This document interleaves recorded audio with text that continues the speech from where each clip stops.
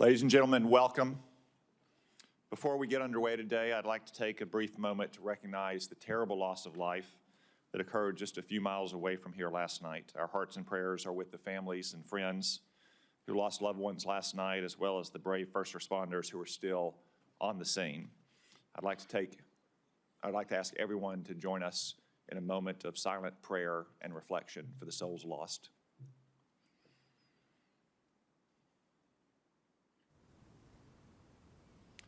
Thank you.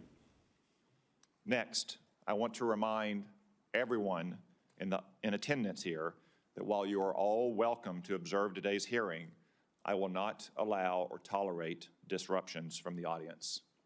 Audience members may not verbally or physically distract from the hearing, including by shouting, standing, raising signs, or making gestures that block the view of other members of the audience or the cameras for those watching on television or online. Anyone who does so will be removed immediately by the Capitol Police and banned from return. Welcome everyone to this hearing on President Trump's nomination of Tulsi Gabbard to be the Director of National Intelligence. Ms. Gabbard, welcome to the Senate Intelligence Committee. I also want to welcome your family in attendance today, including your husband, Abraham, your mother, Carol, and your sister, friend Dobbin. I also want to acknowledge some very special friends of yours, Dakota Myers and Pat Payne, both Medal of Honor recipients. Gentlemen, on behalf of the grateful nation, I extend my deepest thanks to you and the heroes with whom you served.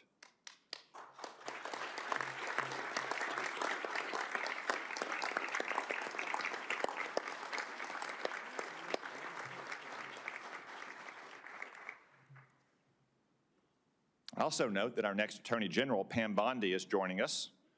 Apparently, she didn't have enough fun at her own confirmation hearing. Ms. Bondi, welcome and congratulations. And finally, Senator Joni Ernst and former Senator and Chairman of this committee, Richard Burr, will introduce Ms. Gabbard shortly. We look forward to your remarks. I think it's fair to say that Ms. Gabbard's nomination has generated a bit more interest and attention than do most nominees before this committee. But I want to stress that Ms. Gabbard has been and will be treated with the exact same respect, consideration, and professionalism that we extended to every nominee. No more, no less, no better, no worse. That's how we treated CIA Director John Ratcliffe just 2 weeks ago, and how we have treated DNI nominees like Avril Haines and Dan Coates in the past. For instance, Ms. Gabbard has conducted dozens of office meetings with senators. She has completed the committee's standard questionnaire. She has answered 247 questions in writing. This is all in keeping with the committee's customs, precedents, and rules. Before I address the important work ahead at the DNI, please also let me make two observations about some of the accusations about Ms. Gabbard. First, I'm dismayed by the attacks on Ms. Gabbard's patriotism and her loyalty to our country. For instance, Hillary Clinton has smeared Ms. Gabbard, calling her an asset of a foreign nation. Let me remind everyone that Ms. Gabbard has served in our Army for more than 2 decades. She has multiple combat tours, and she still wears the uniform to this day. She has undergone 5 FBI background checks. I spent more than 2 hours last week reviewing the latest, putting eyes on more than 300 pages. It's clean as a whistle. It's fine that we have differences of opinions on policies and programs. I suspect some of my Republican colleagues might disagree with some of Mrs. Gabbard's votes in the House of Representatives. Just as I suspect that some of my Democratic colleagues might criticize Ms. Gabbard's statements and actions since she saw the light and left the Democratic Party. But I sincerely hope that no one today will impugn Ms. Gabbard's patriotism and integrity. Second, I can only laugh at Some critics who say that Ms. Gabbard has unconventional views. No doubt she has some unconventional views, like her criticism of Barack Obama's regime change interventions in Egypt and Libya. But guess what? I opposed the disastrous interventions in Egypt and Libya as well. Mubarak was a longtime American partner, and Egypt was a linchpin of our security system in the Middle East.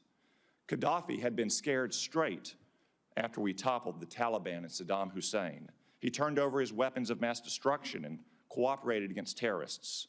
In return, we had lifted sanctions and reestablished diplomatic ties. But President Obama intervened to topple both regimes. And what came next? The Muslim Brotherhood in Egypt and dangerous chaos in Libya to this day. No one ever mistook Mubarak or Gaddafi as the little sisters of the poor. But let's not kid ourselves. The world is a dangerous place, not a church picnic. Ms. Gabbard understands this, which is why she also saw the problem with regime change interventions in these places. The vast number of governments throughout history and still today are not democratic. We may wish it were different and we can work to improve it, but that's the way the world is. If we only befriended nations that shared our system of government and our social and cultural sensibilities, well, we wouldn't have many friends. In a fallen world, we have to take our friends where we find them. No question, stable democracies make the most stable friends, but what matters in the end is less whether a country is democratic or non-democratic, and more whether the country is pro-American or anti-American. I'll confess that those views may be somewhat unconventional, but look at where conventional thinking has got us. Maybe Washington could use a little more unconventional thinking. And I'm sure that the Office of the Director of National Intelligence could use more unconventional thinking. Ms. Gabbard, I submit that if confirmed, the measure of your success will largely depend on whether you can return the ODNI to its original size, scope, and mission. When Congress created the ODNI, we intended to put one office in charge to manage the different agencies of the intelligence community. Congress intended the ODNI to be a very lean organization that would use small staffs to execute specific tasks. Congress in no way wanted yet another unruly bureaucracy layered on top of an already bureaucratic intelligence community. Unfortunately, 20 years later, that's exactly what the ODNI has become. Incredibly, the ODNI now is now larger than any agencies it was established to manage. It has 15 offices and centers, which have many subunits within them. The ODNI staff is measured in the thousands, when it should be measured in the dozens, or maybe a few hundred. I promise that's going to change. I intend to get personnel at the ODNI back to their home agencies doing real intelligence work, not bureaucratic make work. I also expect to cap the size of the ODNI. Ms. Gabbard, if confirmed, I hope you'll be a partner in these vital efforts. Another example of bureaucratic mission creep and empire building is what's come to be known in the intelligence community as DNI taxes. The ODNI levies these so-called taxes on other agencies, shifting and directing funds away from the intelligence community's core mission to the whims and fancies of any particular DNI. That practice, which seems to have grown and run rampant under Director Haynes, is also going to stop. Ms. Gabbard, if confirmed, you have a lot of work ahead of you. And as chairman of this committee, I'm committed to ensuring that we see it all the way through. At this moment, I'll now recognize Senator Risch for a brief statement. Well, thank you very much, Mr. Chairman. I appreciate that. And I want to thank Ms. Gabbard for meeting with me and having the candid conversation we did on the issues. Unfortunately, I have to chair the Foreign Relations Committee. We have our first substantive meeting today on malign influence of China here at home and abroad. So I'm not going to be able to stay for the hearing. I'm not going to get a chance to ask questions. However, we are going to have a closed session immediately following, and the questions I have trespass upon the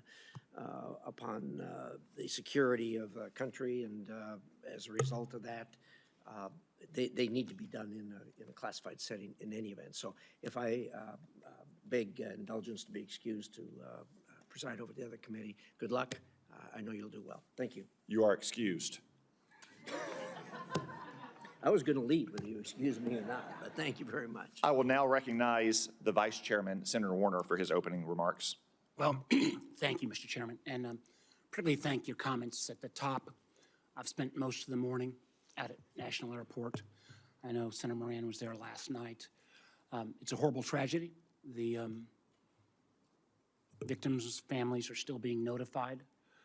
For those of us who live in this region, you know, it's always kind of complicated. We've got Virginia, DC, Maryland, and a host of local jurisdictions. But last night, when this tragedy took place, and I happened to be driving by National on the way home and saw all the first responders rushing to the scene.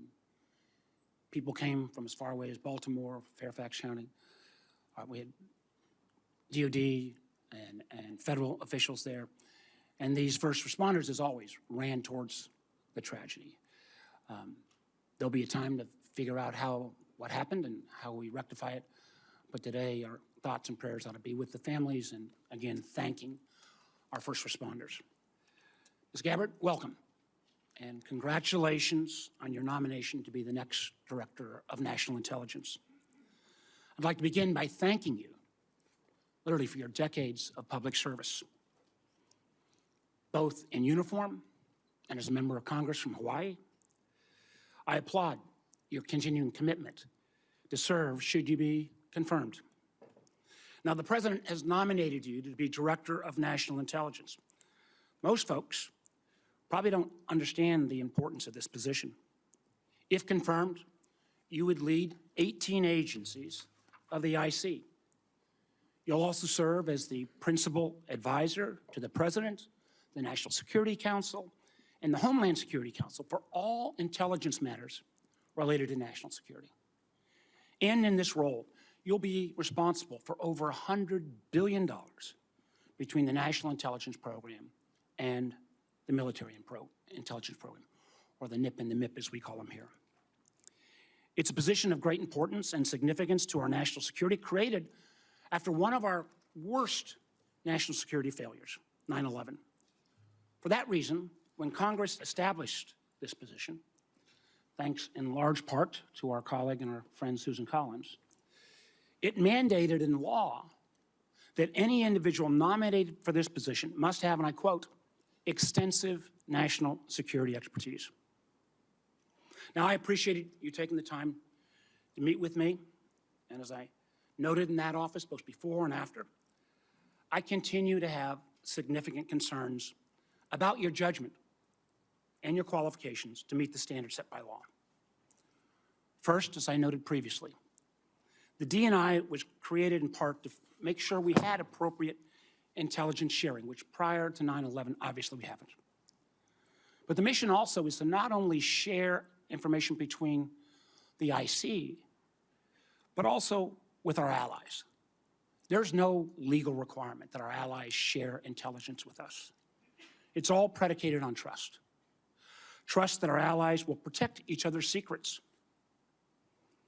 Yet it appears to me you have repeatedly excused our adversaries' worst actions, and instead often blamed them on the United States and those very allies. For example, you blame NATO for Russia's 2022 invasion of Ukraine. You rejected the conclusion that Assad used chemical weapons in Syria, despite it being the unanimous assessment of the then Trump administration's DOD, State Department, and IC, as well as the assessment of our European allies. Instead, you blame the United States for supporting terrorist groups in Syria. Now, I don't know if your intent in making those statements was to defend those dictators, or if you were simply unaware of the intelligence and how your statements would be perceived. In either case, it raises, at least for this senator, serious questions about your judgment. It also leads me to question whether you can develop the trust necessary to give our allies confidence that they can share their most sensitive intelligence with us. Make no mistake about it. If they stop sharing that intelligence, the United States will be less safe. We've seen this as recently as this past year, where because of those strong intelligence sharing between the United States and Austria, countless lives were saved by disrupting a terrorist attack that was going to take place at the Taylor Swift concert in Vienna. Second, you have been publicly outspoken in your praise and defense of Edward Snowden, someone who betrayed the trust of our nation and jeopardized the security of our country. The truth is, the vast majority of the information he stole and leaked before running off to China and Russia, might I add, had nothing to do with Americans' privacy and compromised our most important sources and methods. And in many ways, we're still paying a price for that. And I believe that Edward Snowden's action put our men and women in uniform in places like Iraq and Afghanistan at risk. You have celebrated Snowden as a, quote, brave whistleblower, and actually put forward legislation asking for his pardon. Furthermore, when given the opportunity to clarify your position in pre-hearing questions, you declined. And instead you expressed, and again I quote, the DNI has no role in determining whether or not Edward Snowden is a lawful whistleblower. Boy, that is troubling to me in so many ways.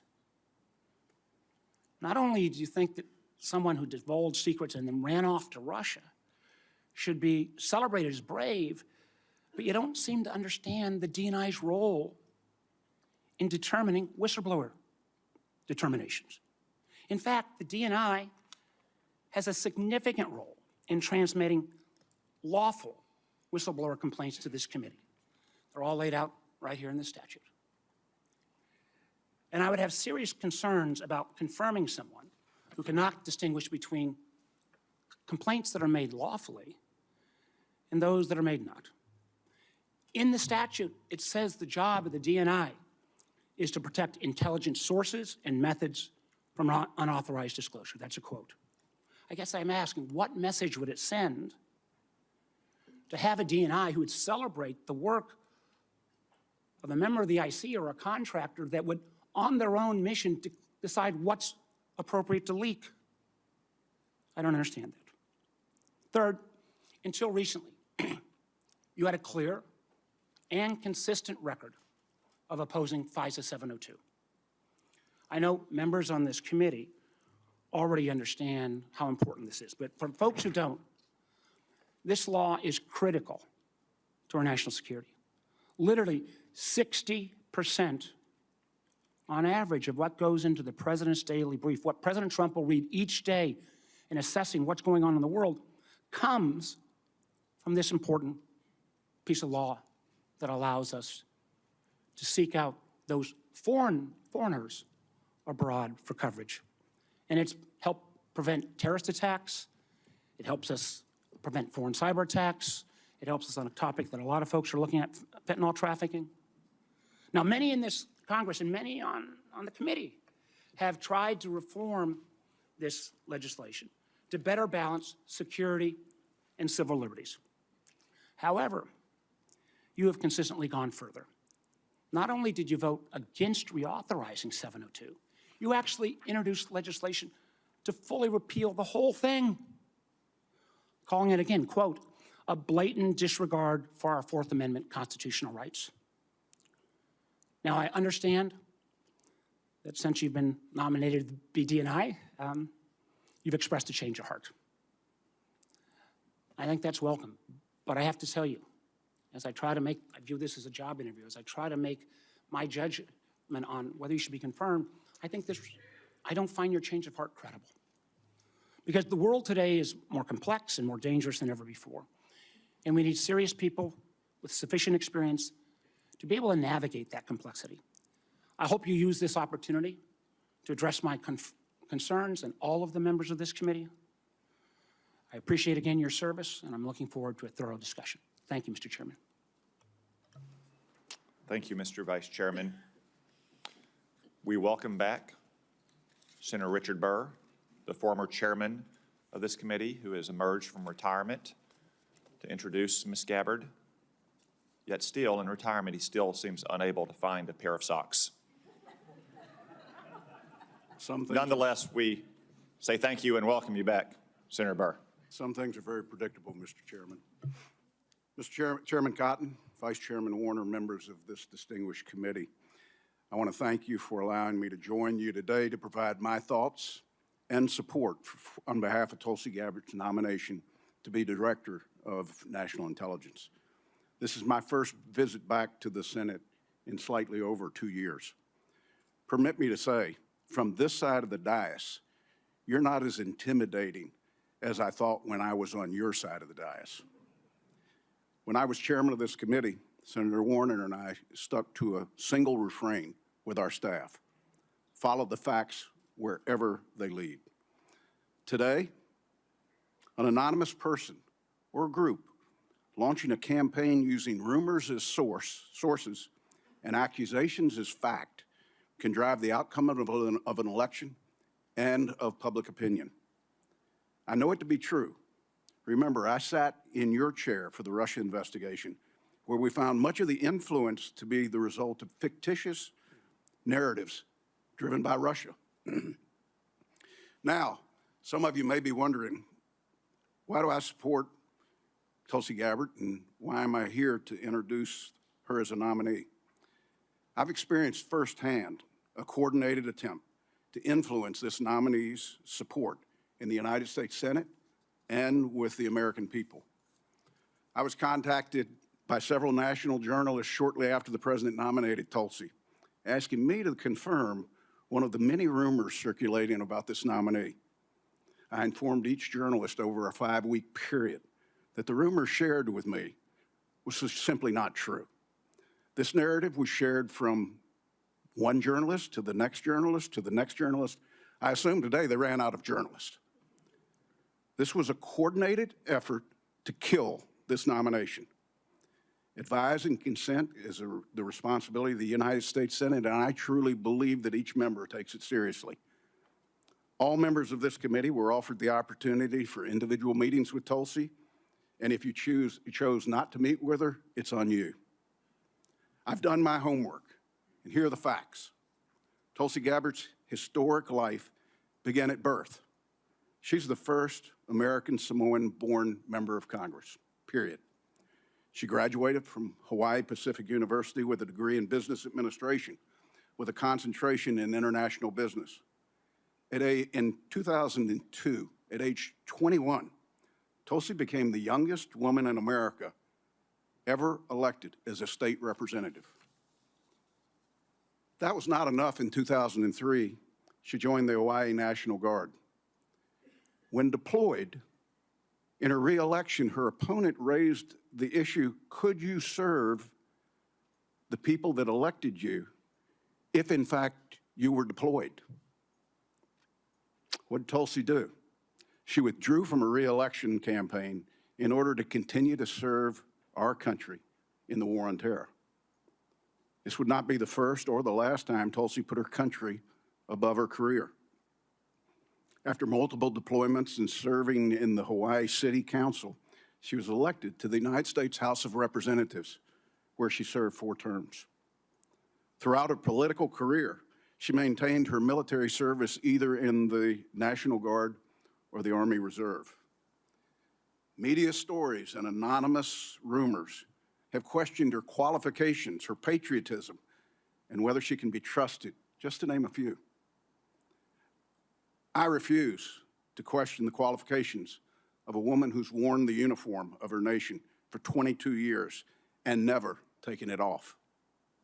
No fewer than 5 times has the Department of Defense reviewed her security clearance and extended it. Every single time. If Tulsi's guilty of anything, it's that since she was born, her views, opinions, and beliefs have evolved to reflect her life's experiences. Winston Churchill once said, those that never change their minds never change anything. She served her city, her state, her country, while winning the support of the people she represented. She's fought in war, and yes, she's tried to stop wars. At the ripe age of 43, Tulsi has the life experiences that match or exceed most members of Congress. Tulsi was serving in uniform 3 years before some of us here today voted to create the Director of National Intelligence. Chairman Cotton, Vice Chairman Warner, members of the committee, it's my honor to support and to introduce to the committee Lieutenant Colonel Tulsi Gabbard. Thank you, Mr. Chairman.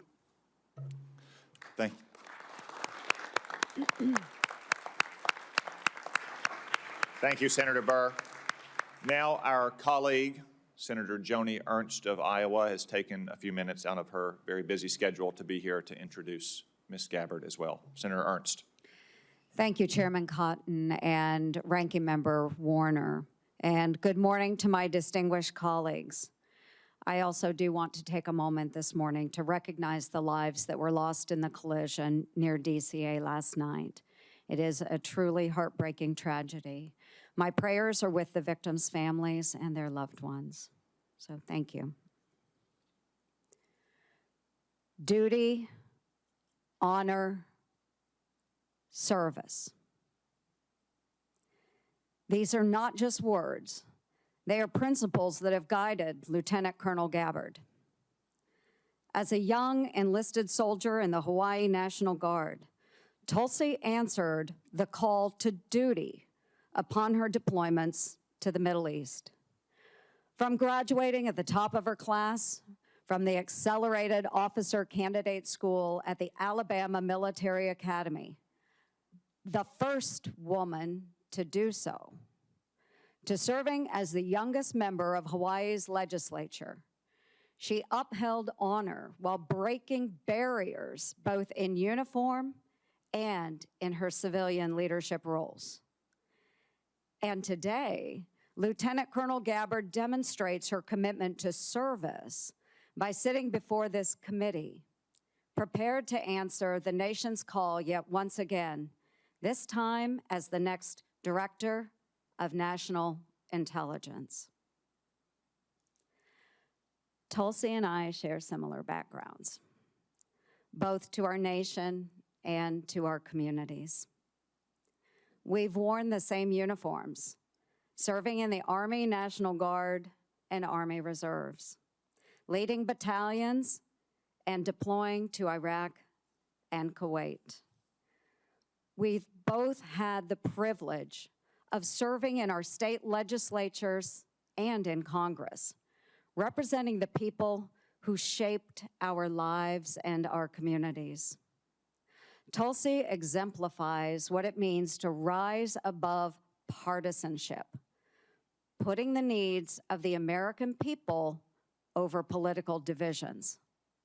She put her own life on the line in combat operations and now has set aside partisan differences as a former Democrat member of Congress to answer the call to serve in a Republican administration. The mainstream media has fought to paint their own picture of Tulsi Gabbard. But let's talk about the real Tulsi Gabbard, the woman and the soldier who I've come to know and respect. And I've known Tulsi for the past decade. Relationships matter. In 2015, then Congresswoman Gabbard met my dear friend Owen, who was a dear friend of mine from Iowa State University. Owen was a wounded special operations warrior who embodies the resilience and strength of our military community. Owen was the subject of an attack in Afghanistan where he lost his leg and his left eye serving in the war. After this attack, or during this attack, Owen was tossed into the dead pile Owen, bleeding and in excruciating pain, cried out to his teammates, "I'm not dead." Thankfully, his fellow warfighter attended to Owen. But the road to recovery was long and hard, including a stint at Walter Reed Medical Center. During this time, Owen met a fellow warrior and patriot, Congresswoman Tulsi Gabbard, who became a friend, and today they remain in touch. Owen prides himself in being a very good judge of character. And Tulsi, he speaks volumes of your character. Owen's final message to me before this hearing was, Tulsi has maintained her integrity throughout her career. She's the same gal I met in 2015. She always makes time for our old, broken warriors. And colleagues, I will leave you with this. You know me. I trust Tulsi Gabbard. She will be honest with you. She will listen to your concerns. She will be receptive to your feedback. And rest assured, Lieutenant Colonel Gabbard loves this country, a fact proven by her willingness to put her life on the line to defend it. For over 20 years, she has put on the uniform and checked her political views at the door with one mission in mind: to protect and defend our great United States of America. Tulsi, duty, honor, and service have marked your life. Thank you for your extraordinary dedication to our nation, for embodying the values that make our military the best in the world, and for stepping up to serve yet once again as President Trump's Director of National Intelligence. Relationships matter. I urge my colleagues to support this nomination. My best wishes to you, Tulsi, and to your family. God bless our country. Thank you, Mr. Chair. Thank you, Senator Ernst. I know that Senator Ernst has a busy schedule to include a hearing for Dan Driscoll, the Secretary of Army nominee at the Armed Services Committee. I'm sure Senator Burr has to go on a fishing trip or something. So we will excuse both senators from the witness table.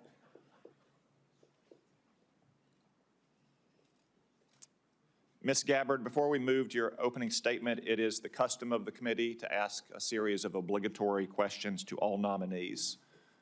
First, do you swear or affirm to give this committee your full and truthful testimony? I do. Second, do you agree to appear before the committee here or in other venues when invited?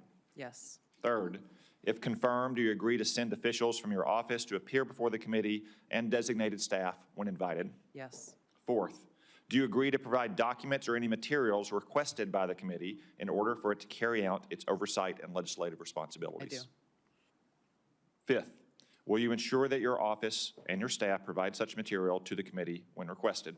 Yes. Sixth, do you agree to inform and fully brief, to the fullest extent possible, all members of this committee on intelligence activities and covert actions rather than only the chairman and the vice chairman? Yes. Thank you for those answers, Ms. Gabbard. We now welcome the opportunity, finally, to hear from you in your own words. Thank you very much, Mr. Chairman.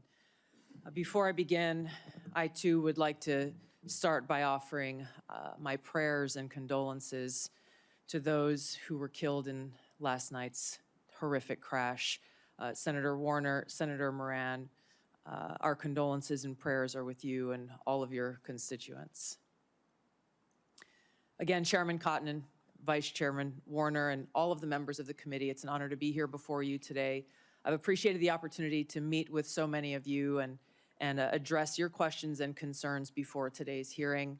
I know they've gone, but I'm grateful to Senators Burr and Ernst for their trust and their confidence in taking time to join us here today. To my husband, Abraham, my family, friends, fellow veterans, Medal of Honor recipients, and patriots, thank you for your love and support. I'm honored and grateful to President Trump for his trust and confidence in nominating me to serve our country as the Director of National Intelligence at a time when trust in the intelligence community, unfortunately, is at an all-time low. Chuck Schumer admitted a few years ago, quote, "You take on the intelligence community, they have 6 ways from Sunday at getting back at you." For too long, faulty, inadequate, or weaponized intelligence have led to costly failures and the undermining of our national security and God-given freedoms enshrined in the Constitution. The most obvious example of one of these failures is our invasion of Iraq based upon a total fabrication or complete failure of intelligence. This disastrous decision led to the deaths of tens of thousands of American soldiers, millions of people in the Middle East, mass migration, destabilization, and undermining of the security and stability of our European allies, the rise of ISIS, strengthening of al-Qaeda and other Islamist jihadist groups, and strengthening Iran. Here are just a few other examples. The American people elected Donald Trump as their president not once but twice, and yet the FBI and intelligence agencies were politicized by his opponents to undermine his presidency and falsely portray him as a puppet of Putin. Title I of FISA was used illegally to obtain a warrant to spy on Trump campaign advisor Carter Page, using a Clinton campaign-funded false dossier as their so-called evidence. Biden campaign advisor Tony Blinken was the impetus for the 51 former senior intelligence officials' letter dismissing Hunter Biden's laptop as disinformation specifically to help Biden win the election. Former DNI James Clapper lied to this committee in 2013, denying the existence of programs that facilitated the mass collection of millions of Americans' phone and internet records, yet was never held accountable. Under John Brennan's leadership, the CIA abused its power to spy on Congress, to dodge oversight, lied about doing it until he was caught, and yet has never been held responsible. Under Biden, the FBI abused its power for political reasons to try to surveil Catholics who attend traditional Latin Mass, labeling them as quote-unquote radical traditionalist Catholics. Personally, just 24 hours after I criticized Kamala Harris and her nomination, I was placed on a secret domestic terror watch list called Quiet Skies. Sadly, there are more examples. The bottom line is this must end. President Trump's re-election is a clear mandate from the American people to break this cycle of failure, end the weaponization and politicization of the intelligence community, and begin to restore trust in those who've been charged with the critical task of securing our nation.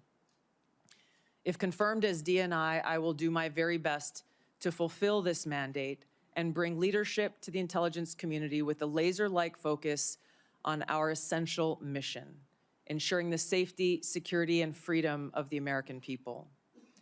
As the President's principal intelligence advisor, I'll begin by leading by example, checking my own personal views at the door, and committing to delivering intelligence that is collected, analyzed, and reported without bias, prejudice, or political influence. I enlisted in the Army because of the horrific terrorist attack on September 11th and volunteered to deploy to Iraq in 2005, where I served in a medical unit. After nearly 22 years in uniform with 3 combat deployments to the Middle East and Africa, I'm now a lieutenant colonel in the U.S. Army Reserve, where I serve as a battalion commander of soldiers in Oklahoma, Missouri, and Arkansas. I served in Congress for 8 years on the Homeland Security, Foreign Affairs, and Armed Services committees. And it's my experience in the military and in the halls of Congress that have given me a deep understanding of the complex challenges that our nation faces, in both roles engaging with world leaders, in both roles being privy to highly classified intelligence. So I know firsthand how essential accurate, unbiased, and timely intelligence is to the President, to Congress, and to our warfighters. I also know the heavy cost of intelligence failures and abuses. Senator Collins, you led the creation of ODNI specifically to address those intelligence failures of 9/11 and Iraq's so-called WMDs. The need for the ODNI under strong leadership still exists today. If confirmed, I'll bring my experience and fresh eyes to leading the intelligence community. And my day one priorities will be to assess the global threat environment, identify where gaps in our intelligence exist, integrate intelligence elements, increase information sharing, and ensure that unbiased, apolitical, objective collection and analysis to support the president and policymakers' decision-making occur. I'll work to end the politicization of the intelligence community and ensure there is a clear mission focus in the IC on its core mission of this unbiased, apolitical collection and analysis of intelligence to secure our nation. I'll work to rebuild trust through transparency and accountability. This is a national security imperative.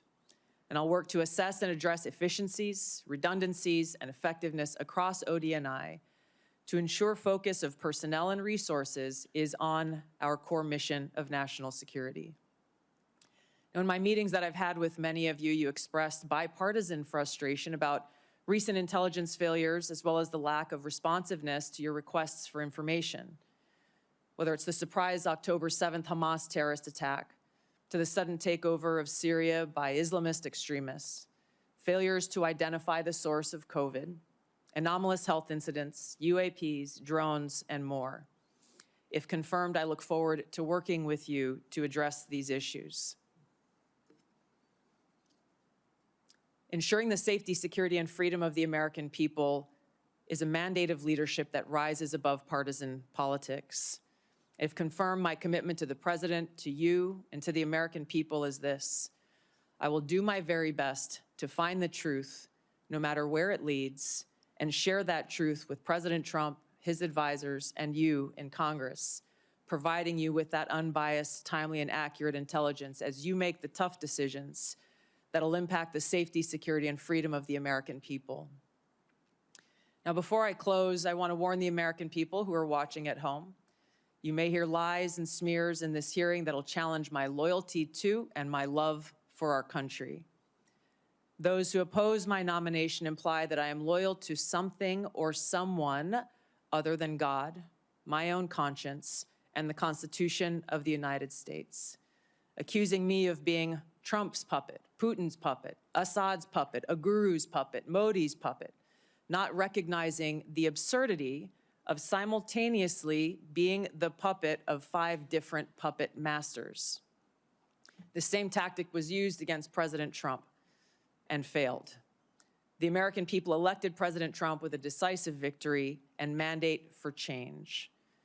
The fact is, what truly unsettles my political opponents is I refuse to be their puppet. I have no love for Assad or Gaddafi or any dictator. I just hate Al-Qaeda. I hate that we have leaders who cozy up to Islamist extremists, minimizing them to so-called rebels. As Jake Sullivan said to Hillary Clinton, quote, Al-Qaeda is on our side in Syria. Well, Syria is now controlled by an Al-Qaeda offshoot, HTS, led by an Islamist jihadist who danced in the streets on 9/11 and who was responsible for the killing of many American service members. Democrat senators in the past resorted to anti-Christian bigotry against some of President Trump's judicial nominees like Amy Coney Barrett and Brian Boucher. I condemn those actions as a Democrat in Congress at the time, as religious bigotry must be thoroughly condemned by all of us, no matter the religion. Unfortunately, there are some Democrat senators who still don't understand the principle of freedom of religion and Article 6 of the Constitution. Quote, no religious test shall ever be required as a qualification to any office or public trust under the United States. Unfortunately, they're once again using the religious bigotry card, but this time trying to foment religious bigotry against Hindus and Hinduism. If anyone is sincerely interested in knowing more about my own personal spiritual path of Hinduism, I welcome you to go to my account on X, where I'll share more on this topic. If confirmed as Director of National Intelligence, I will continue to live by the oath that I have sworn at least 8 times in my life, both in uniform and as a member of Congress. I will support and defend our God-given freedoms enshrined in the Constitution of the United States against all enemies, foreign and domestic, and I will bear true faith and allegiance to the same. Thank you very much for your time. I look forward to your questions. Thank you, Ms. Gabbard. A few reminders before we begin our 5-minute round of questioning. First, a reminder to the audience, once again, I will not tolerate disruptions or disturbances either in favor of or in opposition to Ms. Gabbard. We all came to hear from Ms. Gabbard, not from you. 2 reminders to my colleagues. We'll have a 5-minute round of questions. Not 5.5, not 6, 5-minute round. We will also have a closed session after this hearing in which you'll have another 5-minute opportunity to ask questions. Second, if any question, as Senator Risch alluded to, begins to approach the line of classified material, my crack staff will advise me and I will ask you to hold the question until we get to a closed setting. Mr. Chairman, could I just inquire? I was under the understanding that if in the open round, because this is the only time the American people will be able to see this judgment, you'd agreed if certain members needed to ask a second round of questions in the public setting, that would be available. As is our custom, if a member waits until the end of the opening round and has a follow-up question, then we will permit that follow-up question. Thank you, Mr. Chairman. Ms. Gabbard, if confirmed, you'll be entrusted with our nation's most important secrets. We're all entrusted with that information to serve the American people and to keep our country safe. Unfortunately, as you said in your opening statement, we've seen too many instances in recent years of people who were trusted with classified information and went on to abuse and politicize that trust. For example, in October 2020, more than 50 former intelligence officers, many of whom still held a top secret clearance, wrote a letter invoking their credentials to make false claims about Hunter Biden's laptop, likely being Russian disinformation. Do you agree that this was an example of intelligence professionals abusing and politicizing their past positions and credentials? Yes, Mr. Chairman, I do, and it is an example of what needs to end and why the American people elected President Trump to bring about those necessary reforms. Thank you. Will you commit that no one who abuses his past position and credentials in this fashion will hold a security clearance in the future? Yes. Thank you. Now, I want to be fair to my Democratic colleagues. Such abuses aren't just a problem on the left. Also in 2020, President Trump's former National Security Advisor, John Bolton, published a book in which he revealed sensitive conversations with the president on national security matters, including highly classified information. He didn't submit this book for review and approval to ensure that our national security secrets were protected. Do you agree that John Bolton's actions likewise undermine public trust? Yes, Mr. Chairman.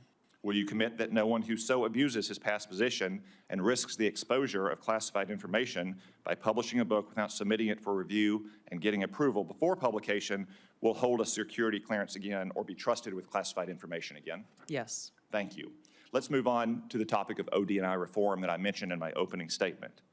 Congress originally envisioned the OD&I to be a small coordinating agency that directs, rather than replicates, the now 18 constituent agencies that make up our intelligence community. Over the years, however, the OD&I has strayed from this vision to an organization that now publicly boasts nearly 2,000 people, more than half of whom are not detailed from an intelligence agency, but rather are career OD&I bureaucrats. They've even developed centers that are producing their own analysis.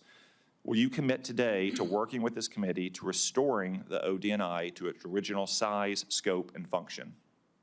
Yes, Senator, I look forward to working with you and the committee as I, if confirmed, assess the current status of who is working in the OD&I and the function that they fulfill to make sure of its effectiveness and elimination of redundancies and bloating. Thank you. Do you support some of the policy proposals I mentioned in my opening statement about capping the size of the OD&I, eliminating OD&I taxes, returning employees back to their home agencies to do real intelligence work? Yes, Senator, I look forward to working with you as we assess where the OD&I needs to be in order to fulfill its core mission and function. Thank you.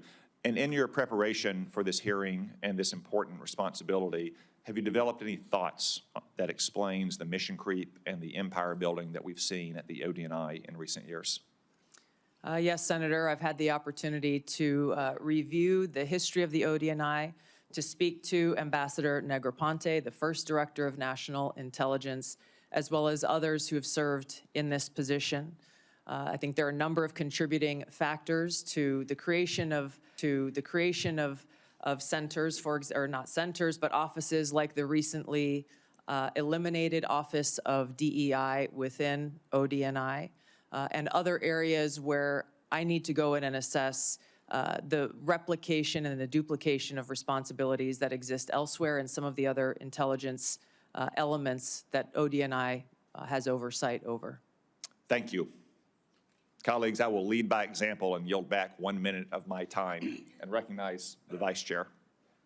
Well, thank you, Mr. Chairman. That is a first. Ms. Gabbard, let me be clear, at least in my views. I salute your service to our country, but I have serious doubts about your judgment. And those are some of the areas that I want to pursue. First, until you were nominated by the President to be the DNI, you consistently praised the actions of Edward Snowden, some who, I believe, jeopardized the security of our nation, and then, in an effort to flaunt that, fled to Russia. You even called Edward Snowden, and I quote here, a brave whistleblower. Every member of this committee supports the rights of legal whistleblowers. But Edward Snowden isn't a whistleblower. And in this case, I'm a lot closer to the chairman's words, where he said Snowden is, quote, an egotistical, serial liar and traitor who, quote, deserves to rot in jail for the rest of his life. Ms. Gabbard, a simple yes or no question. Do you still think Edward Snowden is brave? Mr. Vice Chairman, Edward Snowden broke the law. I do not agree with or support with all of the information and intelligence that he released, nor the way in which he did it. There would have been opportunities for him to come to you on this committee or seek out the IG to release that information. The fact is, he also, even as he broke the law, released information that exposed egregious, illegal, and unconstitutional programs that are happening within our government. Excuse me, Mr. Gabbard. That led to serious reforms that Congress undertook. Chairman, we got 5 minutes. So I take your answer, and these are your quotes. Brave, please join my bipartisan legislation calling for charges to be dropped against him. Do you disagree that legislation was not appropriate? Do you believe he is brave or not? Yeah, Back those words? once again, Senator, Edward Snowden broke the law. He Ms. Gabbard, also I'm not released talking- we information agree that Edward Snowden that broke the exposed law. the United States Asking you a question government's whether illegal your programs. legislation and your words are still your beliefs. Yes or no, please. I'm making myself very clear. Edward Ma'am. Snowden broke the law. He released information about the United All right, States ma'am, I've government's got other issues illegal to raise. activities. Ma'am, If I may just finish my thoughts, Senator. In this role that I've been nominated for, if confirmed as Director of National Intelligence, I will be responsible for protecting our nation's secrets, and I have 4 immediate steps ask for that I additional would time. take to Chairman. prevent another Snowden-like leak. Ma'am, I would simply ask you again. I don't think you're going to answer. I agree with Tom Cotton, he's a traitor. You, for years, until you got chosen by President Trump, have celebrated this guy as brave. You've called for him to be pardoned, for his charges to be dropped. I cannot imagine a director of national intelligence that would say that kind of behavior is okay. How would we maintain the trust of the IC and the contractors who work for it? How would we maintain the trust of our Five Eye partners? I find it very troubling. Let me move to 702. I know other members are going to raise this. Remember, the 702 is critical to our national security. 60% of the president's daily brief, 60% of the information President Trump gets every day in a PDB will come from this. You've had a long history of opposing 702. Many members of Congress have. But one of the things you actually done that not many have is not to reform it, but you actually said you wanted to repeal it. But now, whether it's confirmation conversion or whatever, you call 702 vital. And I'm quoting, because of significant FISA reforms have been enacted since you left Congress. Ms. Gabbard, what are the reforms that have led you to now support 702? In the short time that I have, Senator, I will just note that my actions in legislation in Congress were done to draw attention to the egregious civil liberties violations that were occurring at that time. Ms. Gabbard, you Some said, of Ms. the- Gabbard, I ask you a question. Please give me the courtesy of responding. You said the reforms now make you support it. What, can you cite which reforms? There are a number of reforms to include In the new getting bill, rid, in the new law, right? that all of you and your Gabbard, Ms. wisdom. Gabbard, my time is getting short. But I got to just tell you, after the reforms were passed into law in April of '24, you went on Joe Rogan's podcast in May. The bill is now law. And you said, quote, "This bill took an already bad problem and made it many, many times worse." Again, in my mind, this is a question of judgment. 702 is critical. I appreciate this late conversion, but I'm not sure I buy it because you've had such a consistent position. Again, I know my colleague's going to raise these, but rather than standing up to dictators like Putin and Assad, you've sometimes amplified his talking points. I mean, I just do not understand how you can blame NATO for Putin's brutal invasion of Ukraine. And when Assad used chemical weapons against his own people, you didn't condemn him. I can go through all the quotes. You actually questioned Americans' intelligence. Now, you mentioned a lot about trust. And one of the things that I'm so proud on this committee is, my friend Senator Burr said, we always follow the truth. I say on this committee, it's the most valuable work I do in the Senate, we have a bipartisan approach to intelligence. I think we have worked to try to keep the intelligence community and earn their trust, and frankly, earn the trust of the American people.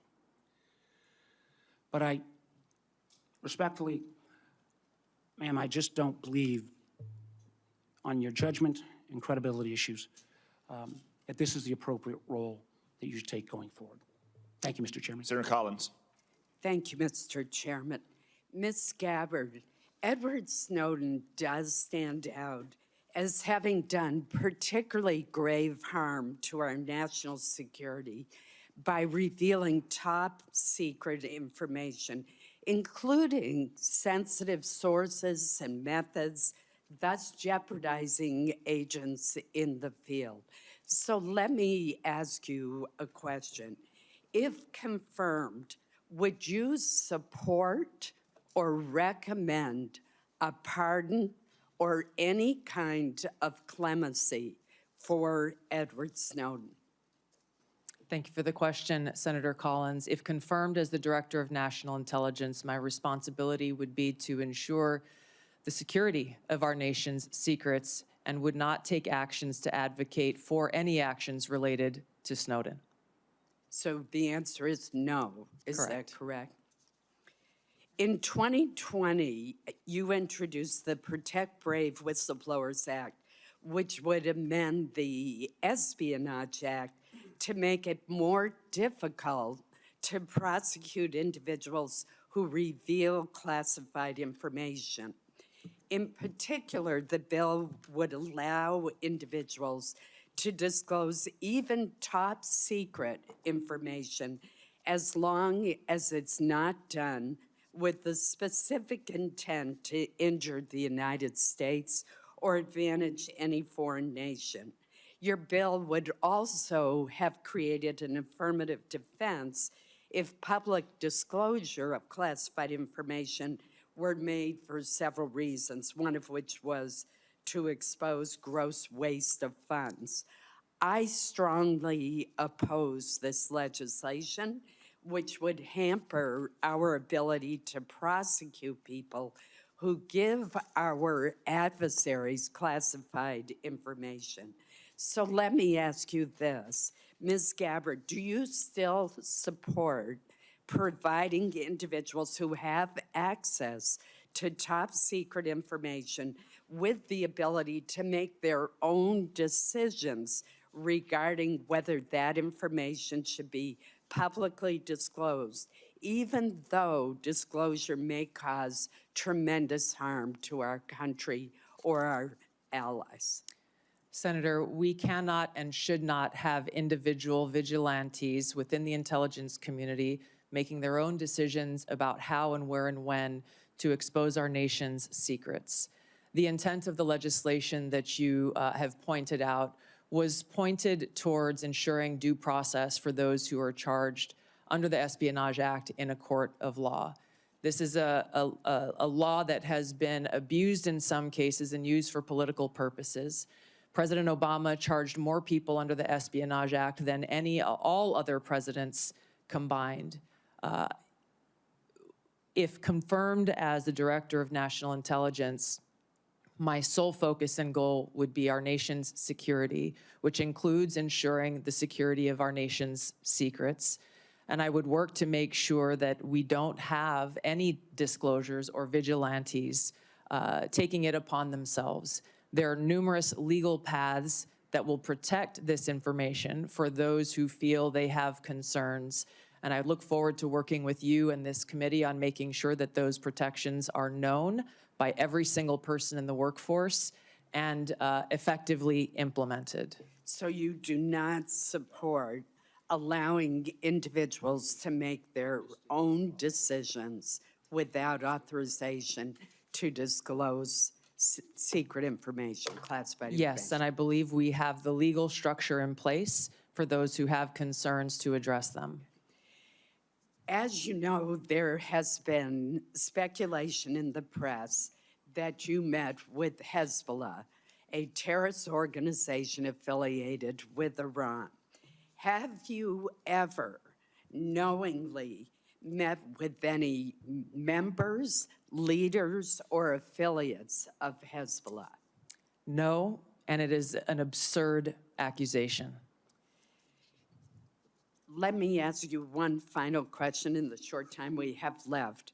With Hamas, ISIS-K, the Houthis, all the Iranian proxies in Syria and Iraq, Yemen, and Al-Qaeda all posing general resurgences in the Middle East, Africa, and Central Asia, I'm alarmed at the lack of focus by the IC on this threat to our safety.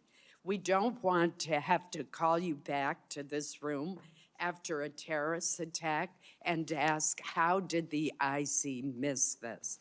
Great power competition, China, Russia, definitely pose threats to our country, but the terrorist threat is arguably the most imminent threat, according to former FBI Director Chris Wray.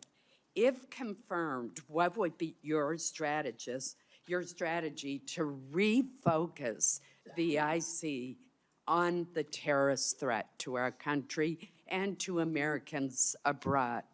Thank you, Senator. I agree with your assessment, and this speaks to the need for the ODNI to exist, to redirect those resources, identifying the gaps in intelligence so that we are able to get ahead of these threats instead of coming around after the fact and trying to assess why did we not know about this sooner so that we could have taken action to prevent it. Thank you. Senator Wyden. Thank you very much, Mr. Chairman. Welcome, Ms. Gabbard. Thank you. I am going to try to get 4 questions in, so I'll be brief, and if you can reciprocate, that would be very much appreciated. We've been talking about Section 702, the Foreign Intelligence Surveillance Act, and I believe it's critical that the DNI support additional reforms to protect the privacy of law-abiding Americans. In your written response to committee questions, you wrote, and I quote, "Warrants should generally be required before an agency undertakes a U.S. person query of Section 702. Is this your current position?"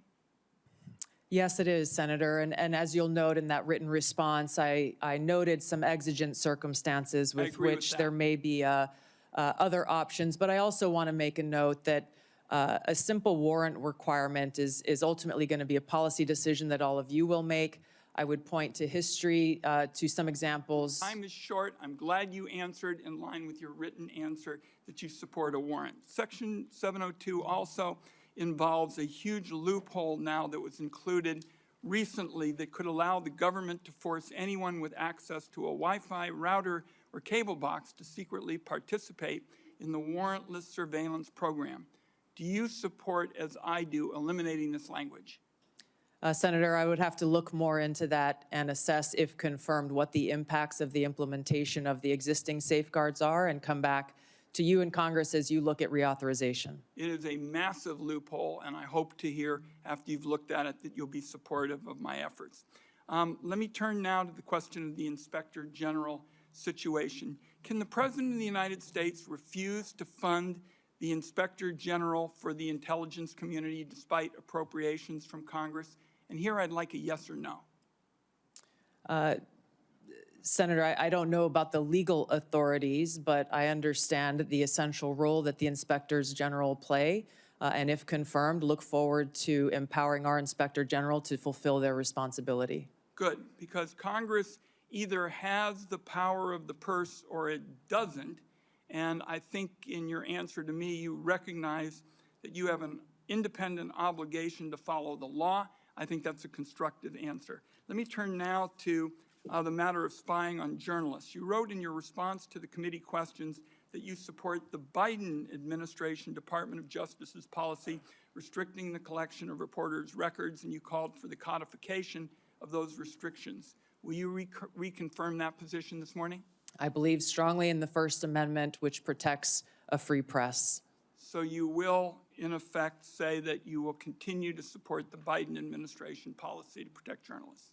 I'm not familiar with the specific Biden administration policy, but I believe strongly in the defense of the First Amendment. It is a policy that restricts the collection of reporters' records, and you have called for the codification of those records, so I am going to accept that you're not changing your position, and I appreciate it. I've got time, I think, for one more question. While you were in Congress, you introduced legislation prohibiting the government from mandating that Americans' phones or apps include mechanisms to allow the government to bypass encryption or other privacy technology. In your written responses to the committee questions, you reconfirmed your opposition to these mandates. Is that still your position?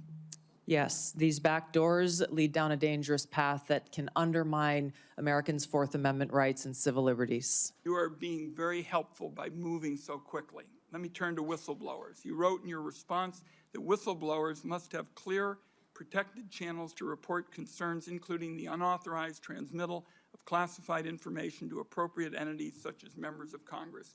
Do you agree that IC whistleblowers must have a clear path to this committee and that they don't need permission from agencies to talk to us? That's a yes or no.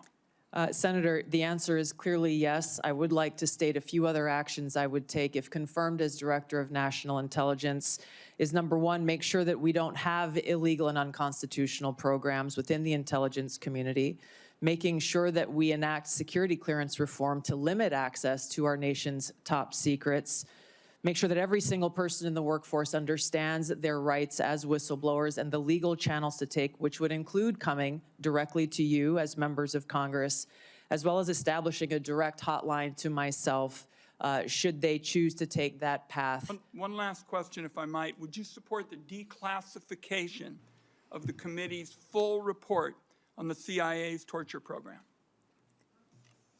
Senator, I believe in transparency. I have not seen this, and so cannot make an honest assessment for that answer. Thank you, Mr. Chairman. Senator Cornyn. Welcome, Ms. Gabbard. Congratulations and thank you for your service to our nation. I hope you will take to heart the chairman's comments about the exploding bureaucracy, not only in the government generally, but in the Office of the Director of National Intelligence. This is a critical role to be played, but unfortunately that role is not made easier or more effective by such a large, unwieldy bureaucracy. Do you believe that the President of the United States should get all of the lawfully collected intelligence that's available in order to inform his judgments as Commander-in-Chief? Senator, not only is the answer a strong yes, I would say that it is the Director of National Intelligence responsibility to make sure that the President has access to all the intelligence so that he can make the best informed decisions for our country. And you will be the one actually briefing him on a daily basis, correct? That's correct. And the president's daily brief, and we've heard that that is composed of about 60% of it's composed of information gleaned by collection under Section 702 of the Foreign Intelligence Surveillance Act. I've heard your comments to Senator Wyden and others. You and I talked about the importance of getting dissenting views in front of the president so that we don't have groupthink, which can be very dangerous, particularly in the intelligence collection areas. And I appreciate your agreeing that presenting the policymakers, including the president, with dissenting views is very important. Are you aware that overwhelmingly the courts that have looked at a challenge to Section 702 based on the Fourth Amendment and any potential warrant requirement have overwhelmingly said that the Fourth Amendment is not implicated by search of lawfully collected intelligence? I am aware, yes, Senator. And do you disagree with that? What I began to say in answer to Senator Wyden's previous question on this issue is, number one, the decision about a warrant requirement will be yours to make, Well, you not will be mine as the you will- Director of National You'll Intelligence. be the Director of National Intelligence, and people will be wanting to hear from you about what we should do as policymakers. Admittedly, you're not going to be a policymaker, but you certainly will inform us. And wouldn't you do agree that the courts have overwhelmingly held that a warrant is not required, correct? Yes, Senator, I'm aware of the court rulings. What my commitment is to make sure that we uphold the Fourth Amendment rights of Americans in protecting against unlawful seizure and search. There are many different ways to do this. The devil is in the details. There are examples of how even in situations under Title I where a warrant is required to surveil a U.S. person. Title I is different. I agree. Correct. I agree with you on that. But my point, and that Senator, was if I may just misused- finish. Excuse me. If that was misused in the case of Carter Page, and basically an FBI lawyer lied Right. In order to secure that warrant.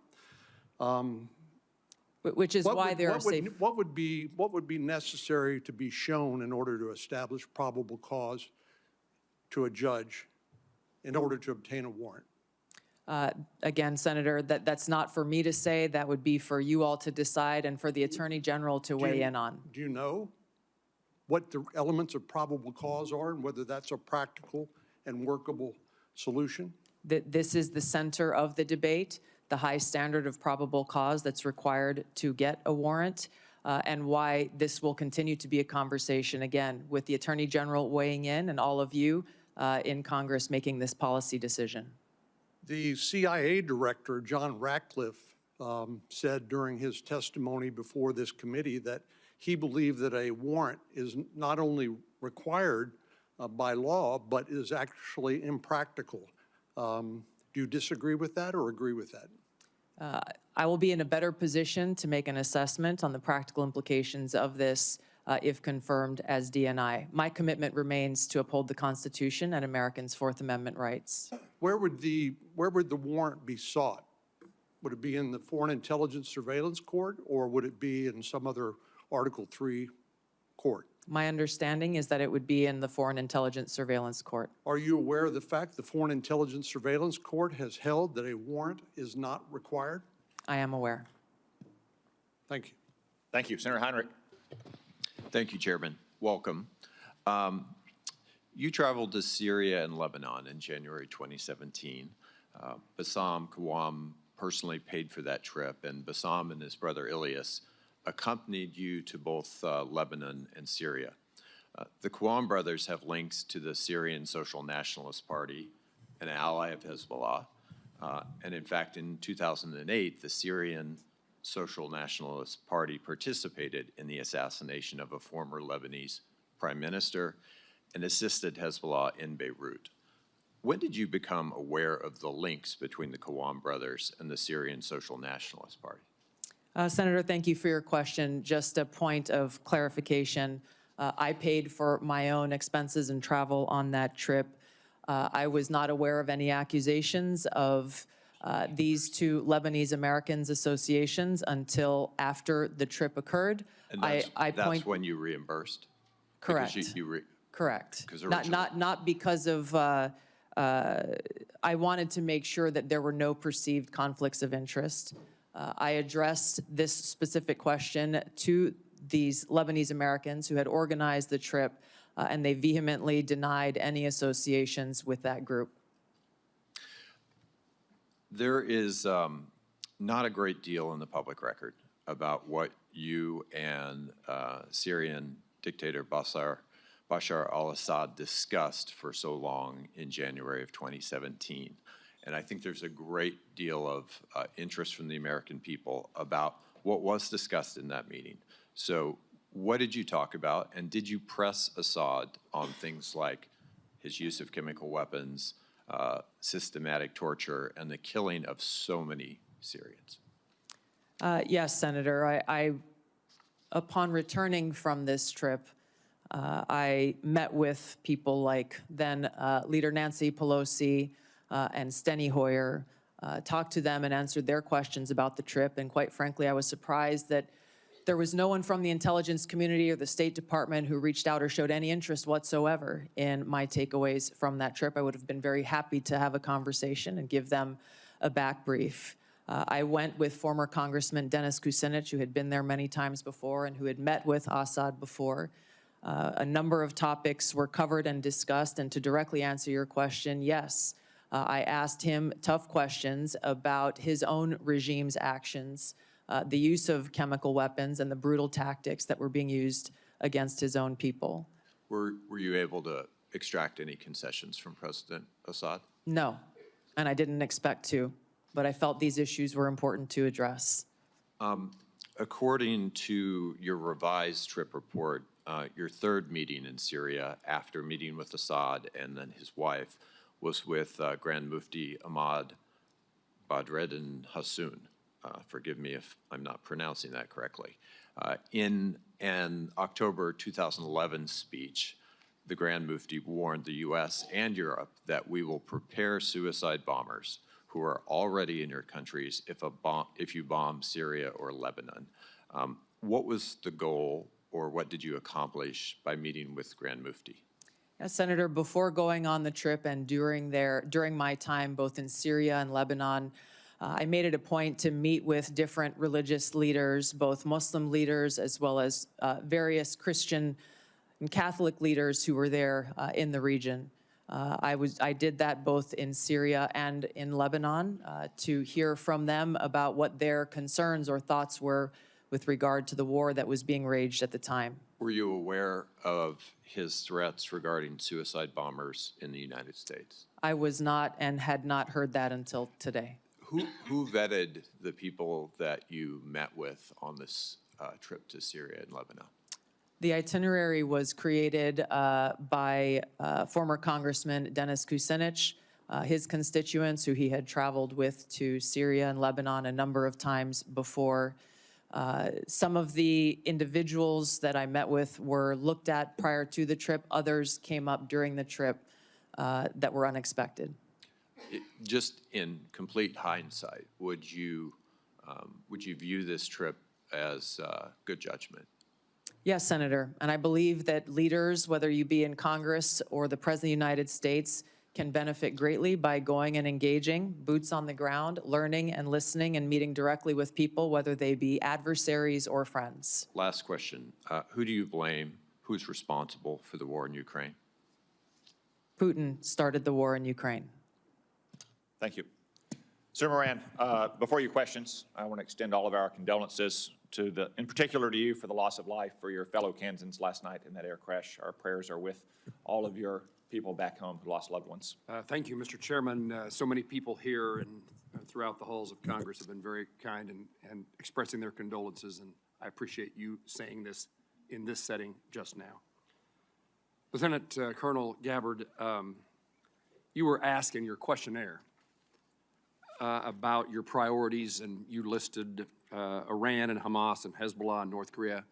You also mentioned Russia, but the only thing you said about Russia in fully explaining why it's a priority is ending the war with Russia. When you talk about Russia, what are your fears or policy priorities beyond ending the war? How do you see Russia as a threat to the United States? Senator, if confirmed as the Director of National Intelligence, it will be paramount for me to assess where our intelligence gaps may exist so that I can provide the President and all of you with the most accurate full picture of that threat assessment to directly answer your questions. I think that it is a complex environment. Russia remains a strategic competitor. There are a number of concerns that have to do with their nuclear weapons, as well as how the decisions and policies that are being made by this body and by the President will impact our own national security, which is my foremost concern. I want to make certain that in no way does Russia get a pass in either your mind or your heart, or in any policy recommendation you would make or not make. Senator, I'm offended by the question because my sole focus, commitment, and responsibility is about our own nation, our own security, and the interests of the American people. In carrying out the responsibilities of the Director of National Intelligence, if confirmed, no country, group, or individual will get a pass in my fulfilling that responsibility of providing that full intelligence picture so that you all can make the best informed policy decisions for the safety, security, and freedom of the American people. You have my commitment to be completely objective, unbiased, and apolitical, and I hope you understand my commitment to our country's interest. I absolutely do. You have answered my question in the manner in which I wanted to hear, that you will do this in an objective manner, provide the information necessary, and that Russia, if it's a threat, you will tell us so and tell us the details of that threat. Yes, Senator. How would you restructure the national intelligence priority framework to better align with President Trump's national security goals? Senator, this is a discussion, if confirmed, I look forward to having with the President and his national security advisor, again, based on the threat assessment and based on the President's priorities.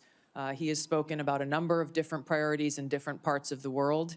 I would work with them on that national intelligence priorities framework, which will serve as the foundation for the intelligence elements under ODNI. Any recommendations that you have in mind to make to President Trump in that regard? I want to make sure that any recommendations that I make to the President are fully informed. From where I sit now, I don't believe that I can make those recommendations. I take that responsibility seriously and wouldn't want to shortchange him without first doing the due diligence and work to make sure my recommendations are well-founded. How will you, Lieutenant Colonel, as the DNI, if confirmed, meet the objectivity and political neutrality requirements to ensure that you're telling the White House what they need to hear and not what they want to hear? A follow-up to that is, how will you handle conflicting intelligence reports from the various members of the intelligence community and present a broad intelligence picture to the President? Yeah, thank you for the question, Senator.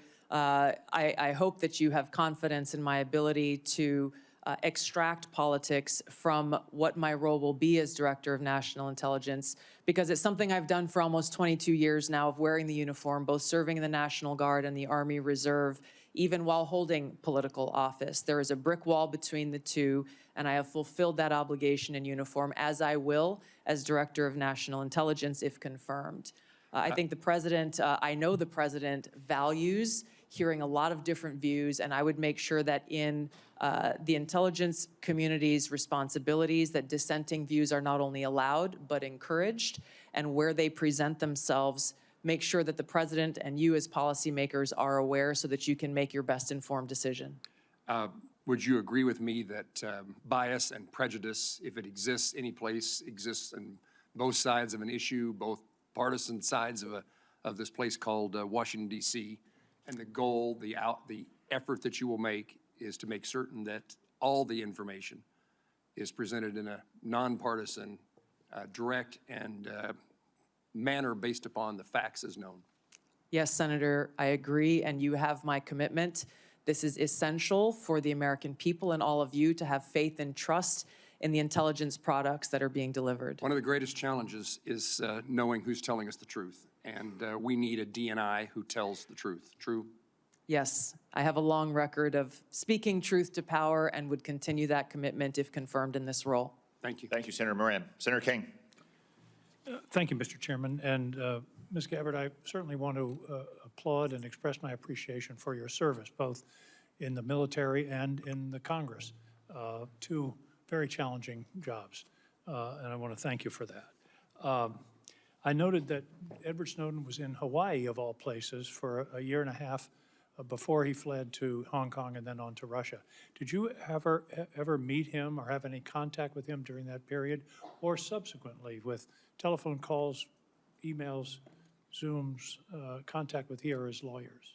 No, Senator, not at any time have I had contact with Edward Snowden. And you introduced a bill in 2020 that was essentially a pardon. It basically said all charges should be dropped. You had a lot of whereases in that bill. Where did the factual basis for those whereas clauses come from? Senator, if I recall, in that bill, it came from publicly available information. I see. And were you aware that there was a bipartisan committee report from the House Intelligence Committee in 2016 on Snowden's activities?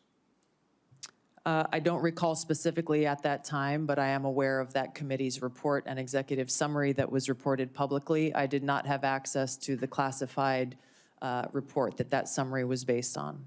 Did you read that report prior to filing your bill in 2020? Senator, I don't recall specifically. I remember reading a lot of materials prior to filing that bill. Well, the bipartisan committee report, the first item, Edward Snowden perpetrated the largest and most damaging public release of classified information in U.S. intelligence history. Goes on to say Snowden caused tremendous damage to national security, and the vast majority of the documents he stole have nothing to do with programs impacting individual privacy.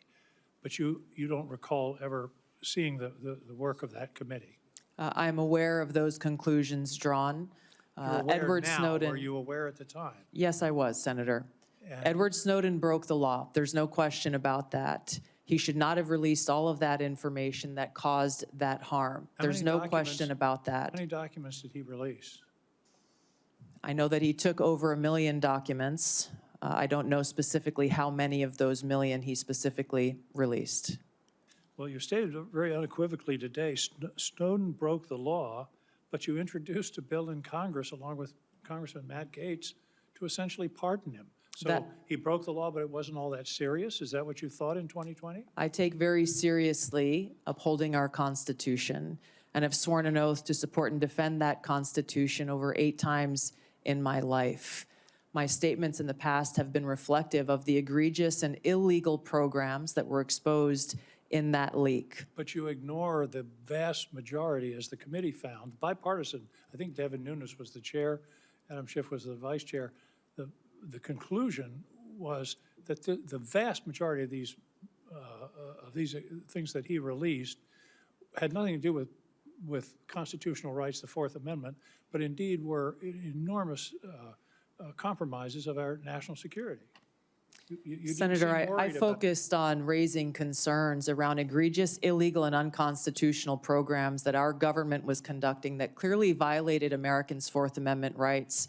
I think the most important thing that I hope all of you find to be relevant here is that if confirmed as Director of National Intelligence, I would take seriously the responsibility to protect our nation's secrets, just as I have for almost 20 years of holding a security clearance of some sort myself, either secret or top secret, and have never once violated the responsibility and privilege that comes with holding that clearance, and have a specific action plan in place to make sure that there is not another Snowden-type leak in the future. I think you testified that you never saw the classified version of this report. That's correct. On page 22 of the report, there's a heading that's not classified that says, What damage did Snowden cause?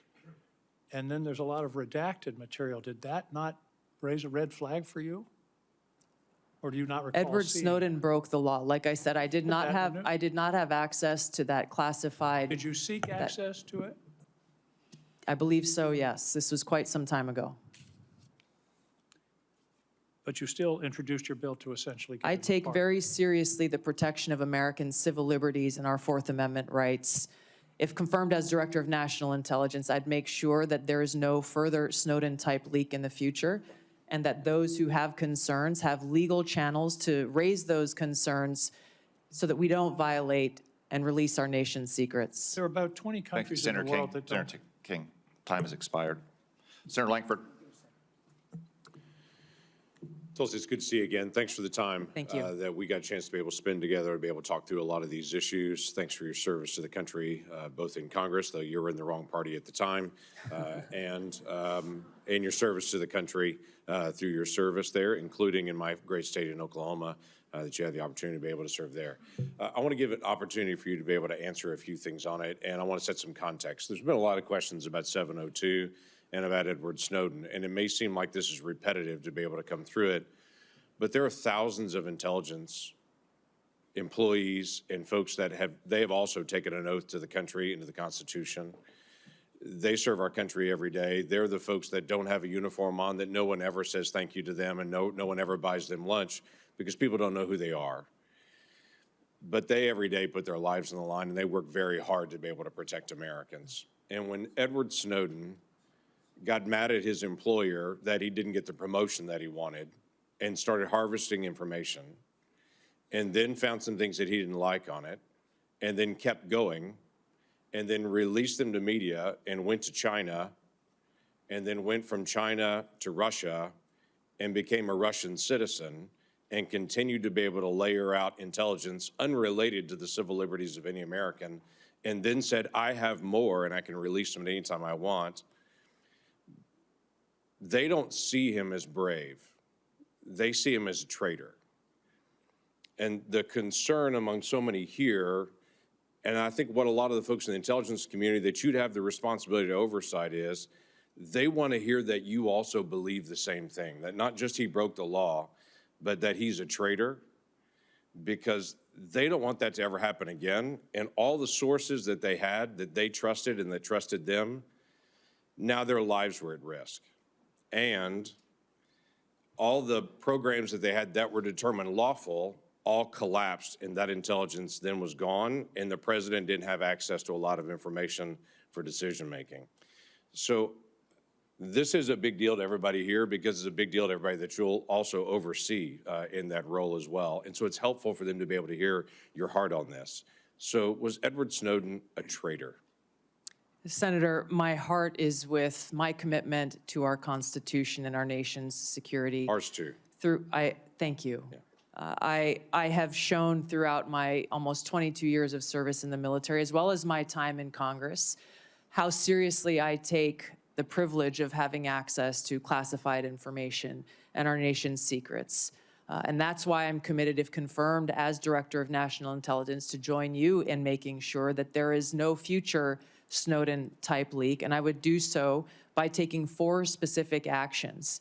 Number 1, again, to make sure that there are no illegal and unconstitutional programs, limiting in a big way those who have access to our nation's top secrets through security clearance reform, making sure that every single person in the workforce knows about the legal whistleblower channels available to them, and making sure that there's a direct line available to me should anyone have concerns. If people choose to step outside of those legal channels to raise any concerns about programs or actions that exist within the intelligence community that are classified, there will be no excuse to do so, and they should be charged and prosecuted under the law. Was he a traitor at the time when he took America's secrets, released them in public, and then ran to China and became a Russian citizen?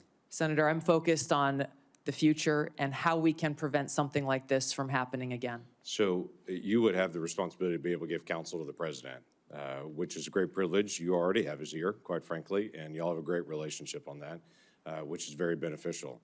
But when President Trump chose to take the strike on Soleimani, he was also at that same time going through an impeachment in the House.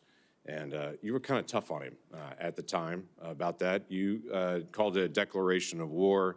You said that the Soleimani strike will lead to an outcome that will further undermine our national security. As a member of Congress, I also take seriously declaration of war and our responsibility in that. He was acting in a way that he came out and the intelligence gave that Soleimani was in the process of preparing a strike on American citizens and those folks that were in the field at the time. I guess the question that I have is, the ODNI will sit with the president, will provide options to the president and say, here are the options that you could take. Would you have presented a Soleimani strike at that time, looking back at it now in retrospect and saying this is an option you could take and here's how to be able to do it? Yeah, thank you, Senator. It's an important question.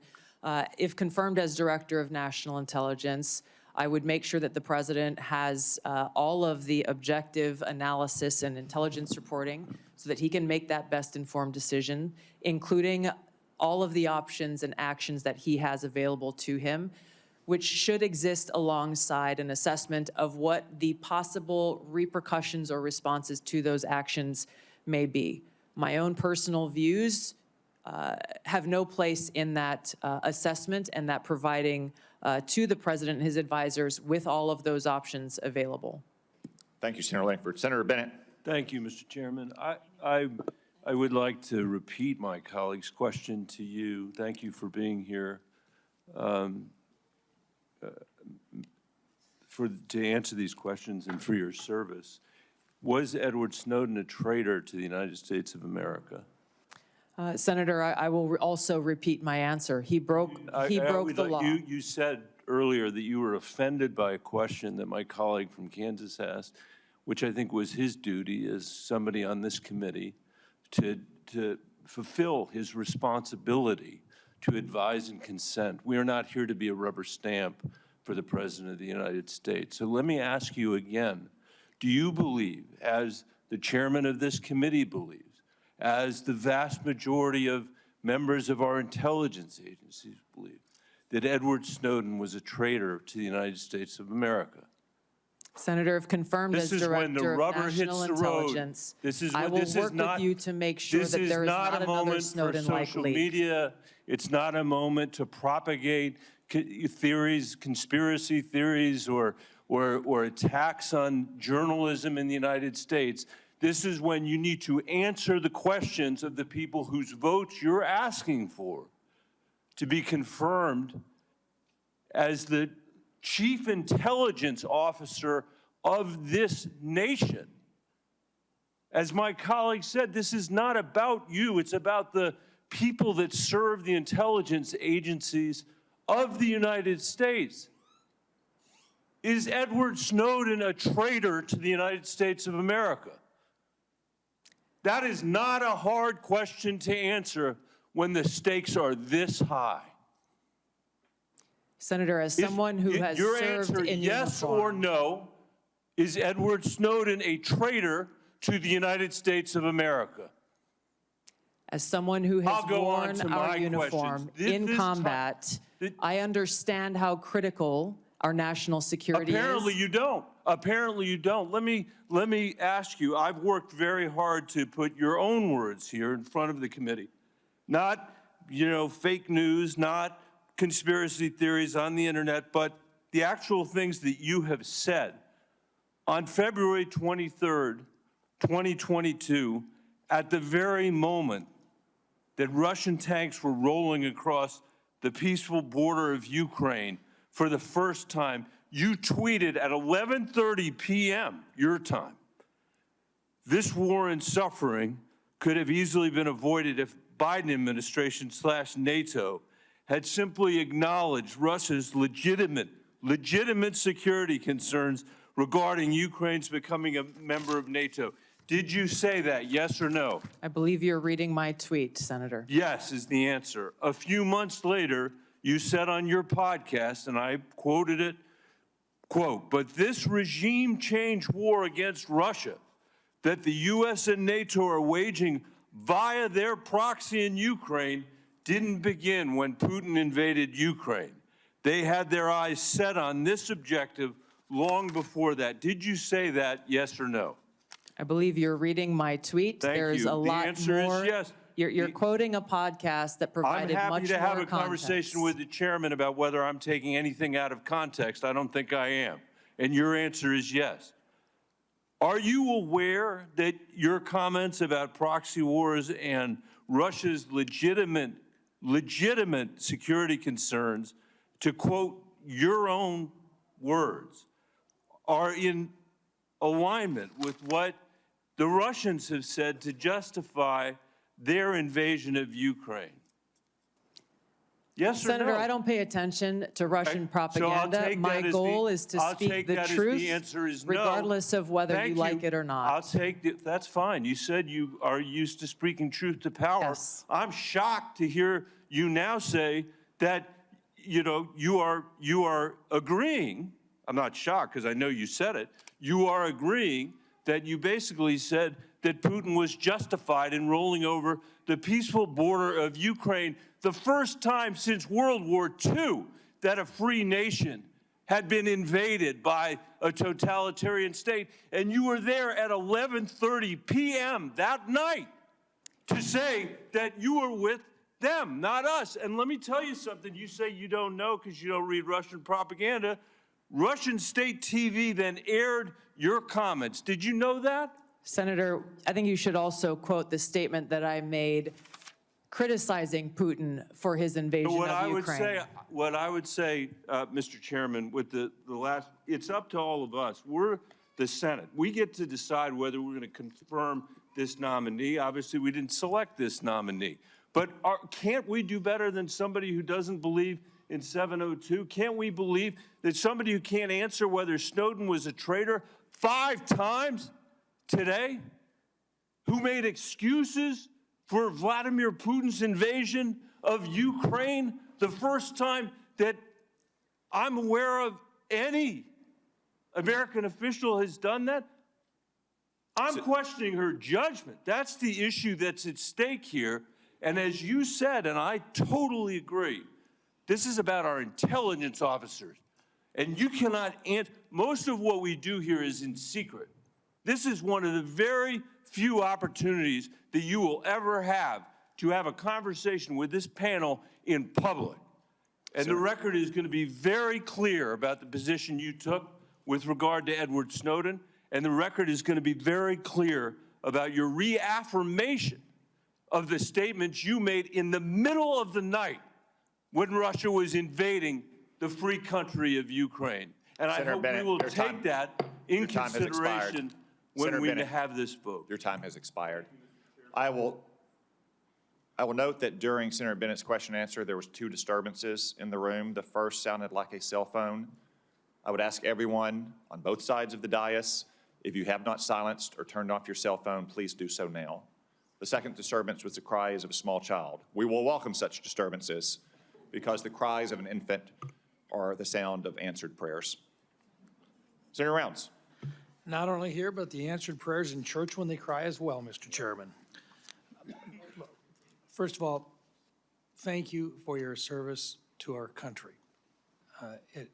I think part of the discussion here, as you can see, we feel very, very strongly about FISA 702. We work with it literally every day.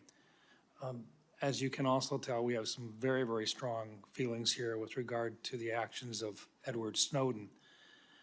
I want to come back, and I'm going to give you an opportunity to make any corrections or to make any other comments with regard to both of those issues that have been brought up here.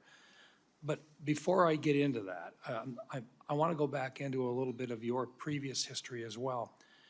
You did serve as you served as a congressperson for, what, 8 years?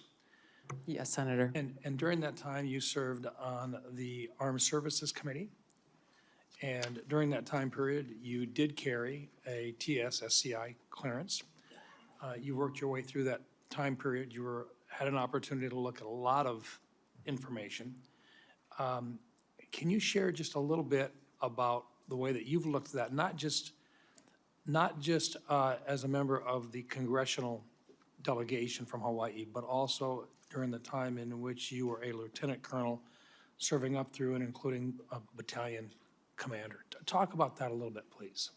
Thank you, Senator, for your question. In both of those roles, I had exposure to different sides of how critical our national security is and the unique role that our intelligence community plays in ensuring our national security.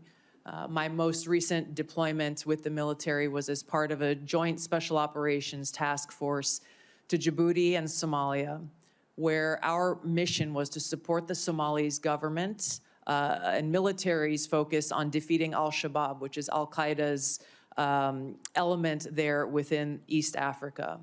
One of the things that we came across there that I hadn't known previously, even having served in Congress for 8 years because it hadn't been focused on, was how al-Shabaab specifically was the biggest funder of al-Qaeda in the Arabian Peninsula, which again should be of unique concern and interest to our own national security concerns. Being able to engage with world leaders in both capacities, in uniform and as a member of Congress, being a customer of intelligence in both of those roles gives me a unique perspective, if confirmed as Director of National Intelligence, to come in with fresh eyes, to come in with some of the frustrations that I experienced as a member of Congress with the lack of information that we received from the intelligence community, oftentimes feeling as though everything we heard in a brief could have been read in the newspaper that morning, and the essential oversight role that all of you play here in Congress. You are unable to do so unless you are equipped with that intelligence and information. I'm committed to fulfilling that responsibility if confirmed as Director of National Intelligence. Okay, now, when you and I first met, I told you that I thought you needed to kind of take a change in the direction that you were going with regard to how you were approaching the private conversations, and that we wanted you to sit down and meet with some folks who were directly involved in gathering the intelligence and so forth. You did that. Yes. And then we came back and we sat back down again. And what those individuals who I had talked to and I asked you to talk with shared with me that they thought that you were a quick study and that you had the opportunity to look at a number of the issues that this committee considers to be extremely sensitive, and 702 in particular. Now, I've got about a minute left, but I want to give you an opportunity in front of this committee to share your position in your own words about how strong or how much it is needed with regard to the continuation of 702 and your support for it. Thank you, Senator. 702 provides a unique security tool and capability that is essential for our national security.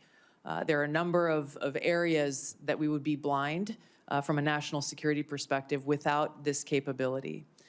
It also must exist next to having safeguards in place to ensure Americans' civil liberties are protected. As you know, Senator, it is illegal under 702 to target any U.S. person. There are several other sections within FISA that speak to some of the civil liberties reforms that you all passed in last year's legislation. So let me finish with this. 702 in its current form stays in effect for the next year. You would agree that there were reforms made which fixed a number of the items that you had a problem with in the first place. Is that correct? It's correct, Senator, and some of those reforms that you enacted were a specific to some of the legislation that I introduced back when I was in Congress, such as prohibiting the abouts collection as well. Thank you. Thank you, Senator Round. Senator Gillibrand. Thank you, Mr. Chairman. Thank you, Ms. Gabbard, for your service, both in Congress and in our U.S. military. I want to talk to you a little bit about your perspectives on China. How do you view China in your national security role? Our relationship with China is one that is complex, given how closely our economies are linked. There are a number of challenges and threats that need to be navigated with respect to China, some of which have come up most recently with this very serious cyber exploitation in Salt Typhoon and Volt Typhoon that seemingly took us by surprise in the compromising of our major telecom companies and an area of significant and great concern. So some of your past statements that are relevant to China are concerning because I don't think it fully appreciates China's perspective towards the United States. For example, with regard to TikTok. Your past statements have essentially said that requiring domestic ownership of TikTok is a violation of civil liberties, and the national security concerns are complete BS. Can you explain why you have this view on TikTok? The position that I previously made, obviously not as a member of Congress, as you consider the TikTok legislation, were centered around the protection of Americans' First Amendment rights and the lack of data privacy legislation, frankly, that would apply to TikTok, Facebook, X, all of these different social media applications that collect on us as users of these applications. There were other provisions within that legislation that granted very vague and grandiose authorities to the president on deciding which private companies are or are not a national security threat. So let's talk about China specifically, because this is where I want to make sure you understand what's at stake. We've had concerns over many years that when China owns infrastructure, it can manipulate that infrastructure. It can use it for spying. It could use it, turn it on or off. And you've actually addressed some of the most recent cyber attacks that we believe China had relevant participation. The challenge is if China owns TikTok, it means they can spy on the United States, on the American people. It can take all the data from our children. It can change the narrative about what people are talking about through their algorithms. If it wants to create misinformation or malign foreign influence, it's very easy. So can you understand why it's so important that we require domestic ownership of TikTok? I understand the concern, Senator. I would just reiterate some of my concerns that I stated in the past about how this really is an issue about data privacy, because so much of what is collected by all of these, even U.S.-owned companies, can be sold to any country. I get it, and that is a bigger issue for Congress to wrestle, and I am all in for that conversation. But I want you to appreciate China. What is your view with regard to Taiwan? Do you think it is something that your intelligence efforts will understand how important our relationship is with Taiwan, specifically on chips manufacturing? I think President Trump has most recently decided to have a 100% tariff on all chips from Taiwan. And your statements, particularly about the bill we passed, the CHIPS Act, to make sure that domestic production is invested in, and so that we have that supply chain, and so we have that national security. But your public statements about the CHIPS Act have been very negative and don't seem to appreciate how important that independence is for our national security, to be beholden to China, to be beholden to Taiwan, to be in a place where we can't do our own national intelligence. Yes, Senator, I fully support the investment in building and strengthening our own domestic capabilities. If I recall, that legislation had a lot of other provisions in it that had nothing to do with the production of our own capability, and I felt were a distraction away from and a potential obstacle towards achieving that. So you will recommend to the president that we continue to invest in the semiconductor industry in the United States for our own independence as well as our own national security? Yes, Senator, and I would base my recommendations on a number of all of these issues, if confirmed as D&I, based on the full assessment of the intelligence picture so that the president understands the ramifications and the potential cost towards any one of these policy positions that he will make and all of you will make. And last, I want to return to the Soleimani strike. At the time, you said it was illegal, that President Trump did was illegal, would cause very significant problems down the line.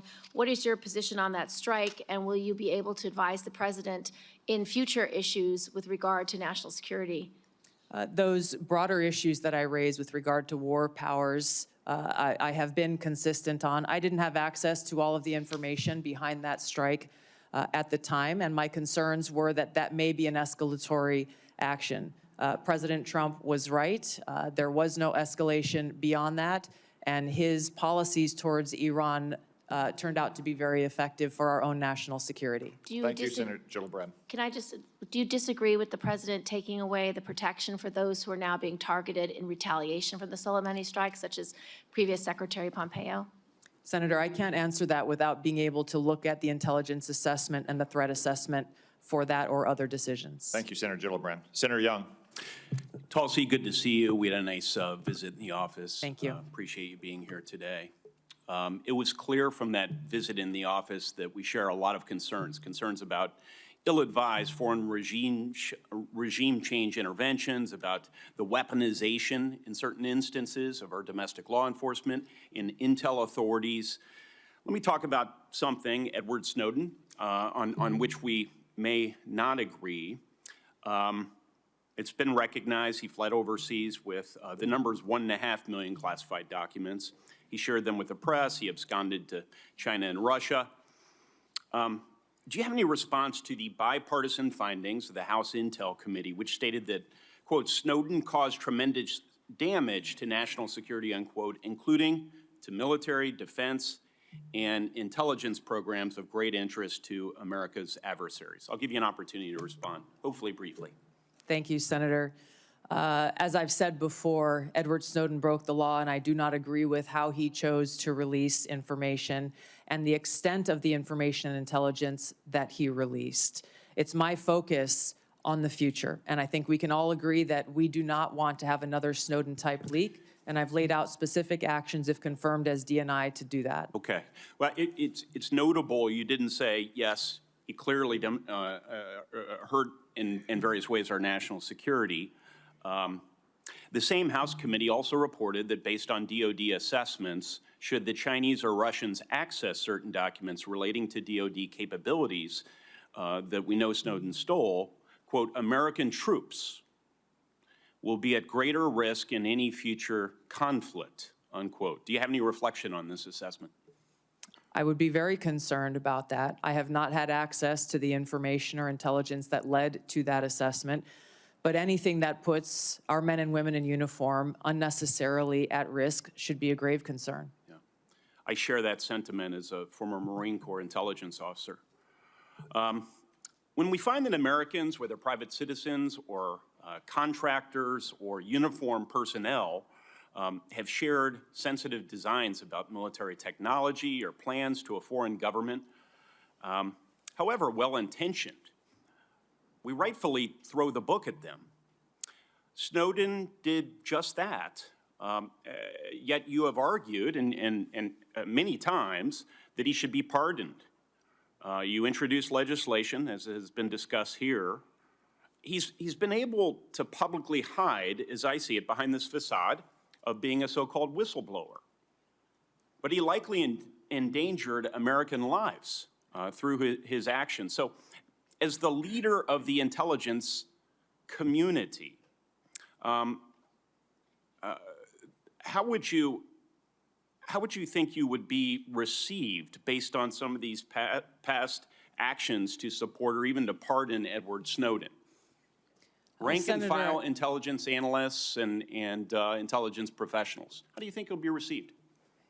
I'm grateful, Senator, to have received letters of endorsement and support from many current and former individuals who've worked within the intelligence community, those who've worked or are still working within our military, because I believe they trust that my goal, my sole goal and interest is in our nation's security and upholding our oath to the Constitution. And they trust that if confirmed as Director of National Intelligence, I will take the very specific steps that I have laid out in informing every single person within the intelligence community about the legal pathways they have to blow the whistle or to bring any concerns to the forefront, Constitution. And they trust that if confirmed as Director of National Intelligence, I will take the very specific steps that I have laid out in informing every single person within the intelligence community about the legal pathways they have to blow the whistle or to bring any concerns to the forefront, to include coming directly to members of Congress, to limit access so that we don't have people who are E3s or E4s or people in any situation taking it upon themselves to release classified information, giving them a direct line to me to once again make sure that we are all fulfilling our responsibility to Tulsi, ensure our national yes. security and uphold our Constitution. Thank you. Tulsi, was Edward Snowden false to an obligation or false to a duty? I don't understand what you're saying. False? He had, yes. Did he betray a duty? But did he betray the trust of the American people? which is, according to Merriam-Webster, that's the definition of a traitor. Edward Snowden broke the law, and he released this information in a way that he should not have. He also acknowledged and exposed information that was unconstitutional, which drove a lot of the reforms that this body has made over the years to make sure that Americans' constitutional rights are protected. For what it's worth, Mr. Snowden is watching these proceedings. He's posted on social media even, indicating that Tulsi Gabbard should indicate that I harmed national security. This may be the rare instance in which I agree with Mr. Snowden. I think it would befit you and be helpful to the way you are perceived by members of the intelligence community if you would at least acknowledge that the greatest whistleblower in American history, so-called, harmed national security by breaking the laws of the land around our intel authorities. So thank you for being here. Thank you. Thanks, Senator Young. Senator Kelly. Thank you, Mr. Chairman. Colonel Gabbard, I want to first say thank you for your service to this country. Likewise. In Congress and in the Army, and thank you for meeting with me a couple of weeks ago, and thank you for being here today. You're nominated to lead and coordinate across the intelligence community's numerous sources of collection and analytic capabilities. In a few sentences, can you describe how you make assessments and how you're going to sift through all this intelligence and make careful and thoughtful conclusions? Yes, Senator, there are great professionals who work within the intelligence community. I will build a strong team around me as they present the intelligence reporting to provide to the President through the President's daily brief and to respond to issues and concerns that this body has. I will welcome dissenting voices to be able to make sure that this information intelligence is thoroughly vetted prior to presenting it, and make sure that the truth is reported, whether that truth is convenient or not. Well, thank you, Colonel Gabbard, and I appreciate that. The President and others are going to rely on that. I want to discuss such an assessment made by the IC. For years, the U.S. analyzed evidence of numerous chemical weapons attacks in Syria. Eventually, we were able to assess that Bashar al-Assad was responsible for a number of these attacks that slaughtered his own civilians. Do you accept the conclusion broadly that Assad used chemical weapons against Syrians? Yes, and I'm on the record for years of agreeing with that broad assessment. Thank you. Among the attacks the U.S. assessed Assad was responsible for are two that occurred in Douma and Khan Sheikhoun in Syria. As a member of Congress and as a presidential candidate, and as recently as this month in your written responses to this committee, you have cast doubt on the assessment that Assad is culpable in these two attacks. Is that still your position? Senator, I raised those questions given conflicting information and evidence that was presented at that time. Okay. Well, thank you. So to help inform the public, the Trump administration released declassified intelligence in 2017 and again in 2018. Showing how experts analyzed multiple types of evidence, satellite imagery, medical experts' witnesses, describing sources, and showing the reasoning used to determine Assad's culpability in using these chemical weapons, including in Douma and Khan Sheikhoun in these attacks, the ones that you questioned. I have two documents I want to submit for the record, Mr. Chairman. Admitted. Thank you. Were you aware of the declassified assessments, the one I referenced? Yes, I was. And as a member of the House Armed Services Committee and the Foreign Affairs Committee, did you take time to review these? Yes. Okay, thank you. And can you explain to me then why you doubted the intelligence community's conclusions in these two cases, Douma and Khan Sheikhoun, but not the others? And please be specific. These two cases were being looked at as to be used as a pretext for major military movement, and my fear was a repeat of the deployment of another 500,000 soldiers like we saw in Iraq towards what was the Obama administration's goal, which was regime change in Syria. The question specifically that I raised around these two came about because there were two reasons. One, that assessment was made with high confidence and low information. The information that they had came from those on the ground in an al-Qaeda-controlled area, and therefore were al-Qaeda-linked sources. And there was conflicting information that came from the UN's Office on the Prohibition of Chemical Weapons Inspectors, as well as an MIT professor, Ted Postel, So I who want to talk looked at about him these for a second. extensively. So did you look into his credentials, yes or no? Yes. And were you aware of his appearances on Russian Today, which is used by the Russians to disseminate government-approved messages? No. Were you aware Postel relied on a chemistry student with a record of defending the Assad regime? At that time, I was not. I have been made aware since. Do you consider this person or these two individuals now, do you consider them a better source for the chemistry of sarin gas than the U.S. intelligence community? I assess that at the time, the information, I don't know the second person you're referring to, but MIT professor Ted Postel and the inspectors of the OPCW provided some credible questions that deserved examination. Okay, thank you. Did you attempt to weigh Postel's claims against the significant evidence and assessments already conducted by the IC? Yes, I did. Okay, thank you. So here's my concern here, Colonel. When we began this, you described a thoughtful approach to analyzing intelligence and reaching conclusions. This is what we expect of our professionals.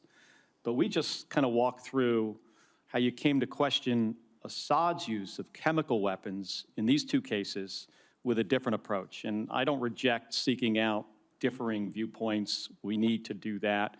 But you started from a place of doubting the conclusions of the U.S. intelligence community, and then you sought out information that confirmed your viewpoint. That led you to embrace the opinions of two individuals that I think we disagree on this. You think they had expertise, I do not, and others do not. But these individuals were sympathetic to Russia and the Assad regime. It also led you to minimize or discount the overwhelmingly information that contradicted your viewpoint, including the expert assessments of our own intelligence community. And they don't get it right 100% of the time. I get that. But what I have seen makes it clear that at the same time that you were skeptical of our intelligence community's assessments, you would not apply the same skepticism to information that came from sympathizers of Russia and Assad. And I think that's something that we should all be concerned about. Thank you, and I'm Thank you, sorry Senator. for going over Thank my you, Senator time. Kelly. I want to recognize and welcome to the committee our newest member, Senator Budd, although we all regret Senator Rubio's departure. We're all pleased, as evidenced by the 99-0 vote, that he is now the Secretary of State, and that also pleased that we have a great new member on our committee. Senator Budd. Thank you, Mr. Chairman. I am grateful for your leadership here as well. Colonel Gabbard, great to see you again. I enjoyed meeting you in my office a while back, and I've enjoyed our friendship and our time serving together in the U.S. House. So as you know, Section 3023 of Title 50 states any individual nominated for appointment as DNI shall have extensive national security expertise. You served 4 terms as a member of the House of Representatives, which is a constitutional office, and throughout your tenure, you were a member of the Armed Services Committee and the Foreign Affairs Committee. Is that correct? Yes, Senator. You also served over 2 decades in the U.S. Army, including holding commands at multiple levels and served through administrations of both political parties. Is that correct? Yes, Senator. Throughout your time in the U.S. House and in the Army, you've been both a consumer of intelligence and a policymaker. How important is it for the intelligence community to provide timely, relevant, factual, and objective intelligence to policymakers?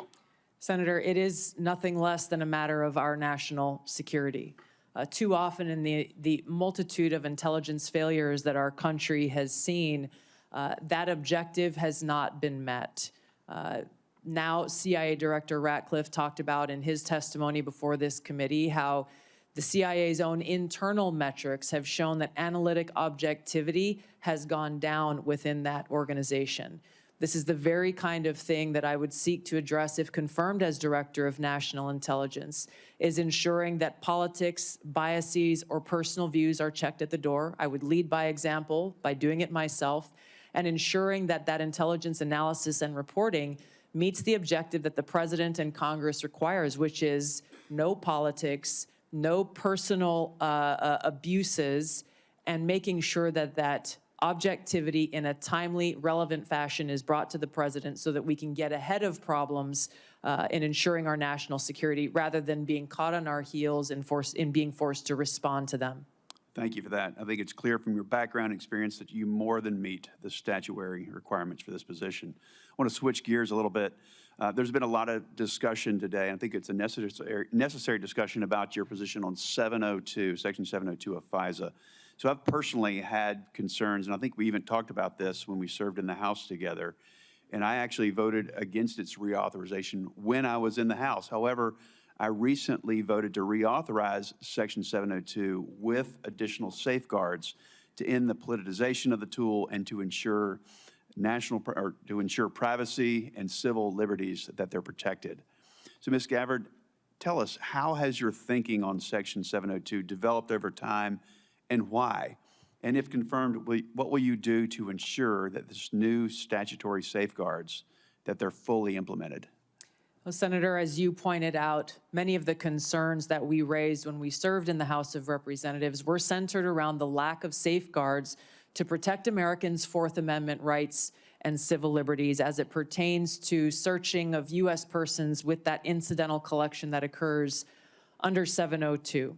You and I both know and agree that the national security capability that is provided by Section 702 that enables this foreign surveillance on non-U.S. persons overseas is critical, period.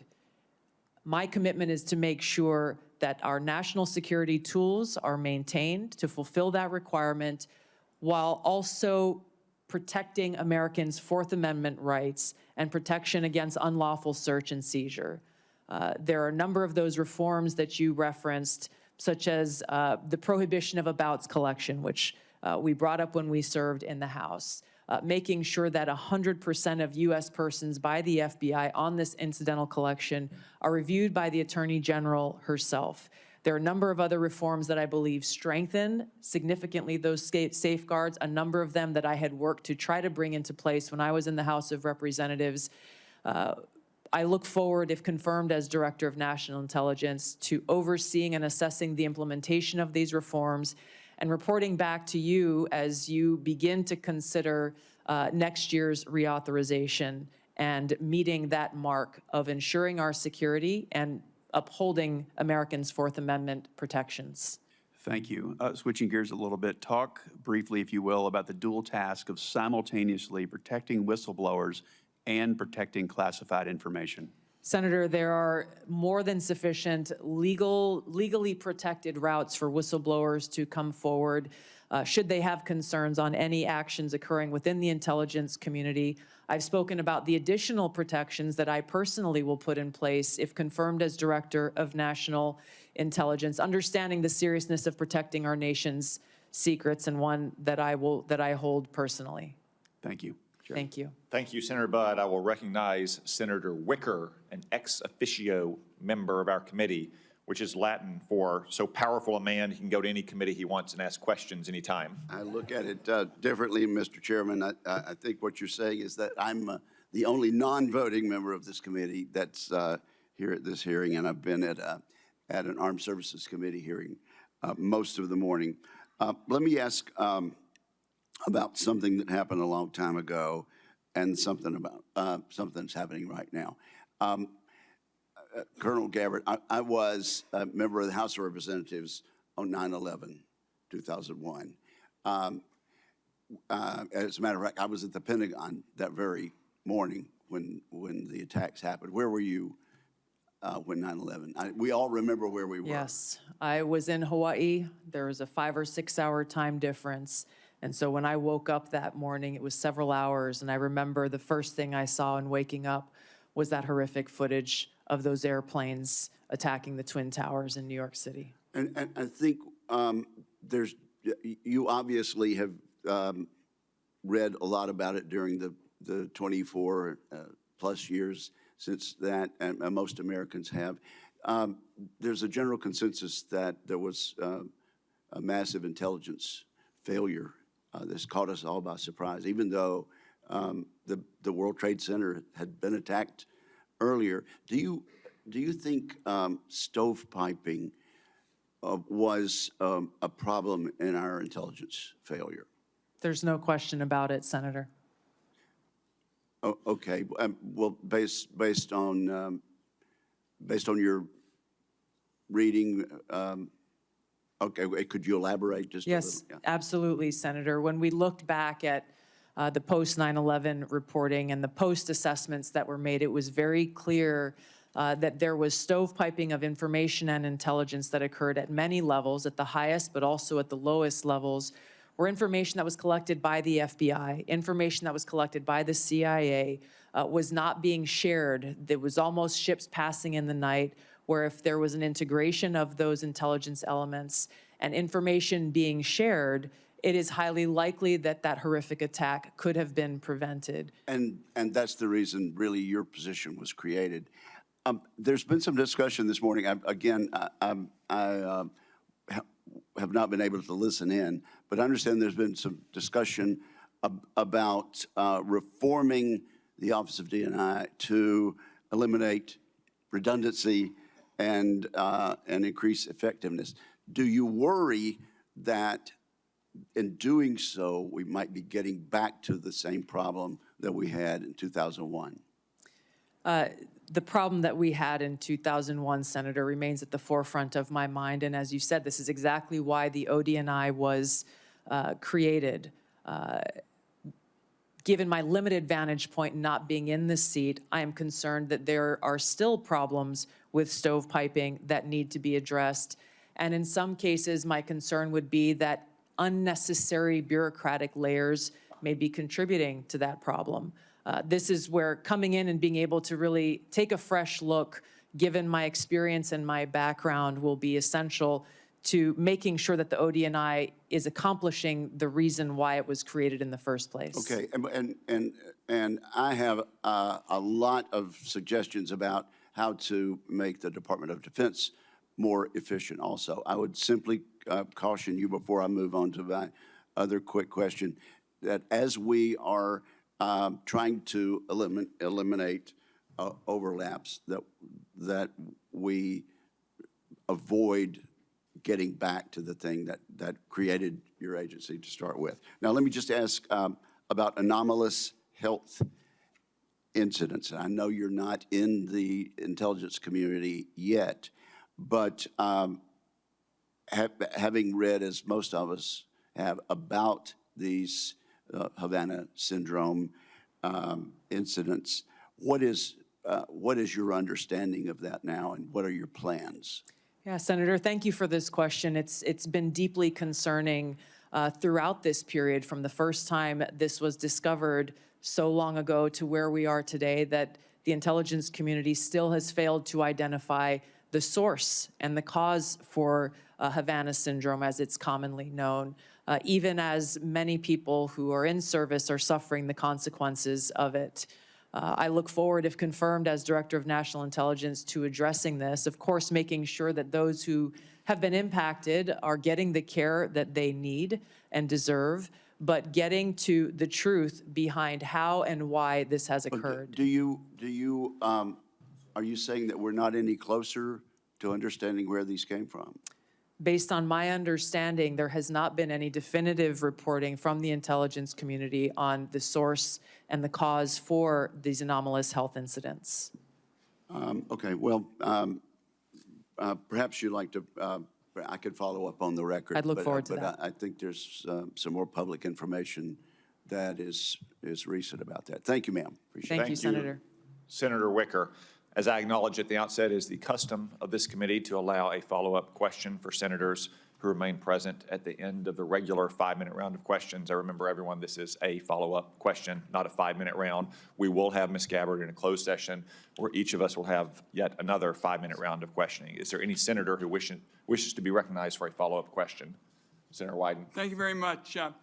Ms. Gabbard, there was an area that I believe is still uncertain, and this is what my question's about. Earlier this week, the Trump administration illegally attempted to withhold federal funds from a broad range of organizations.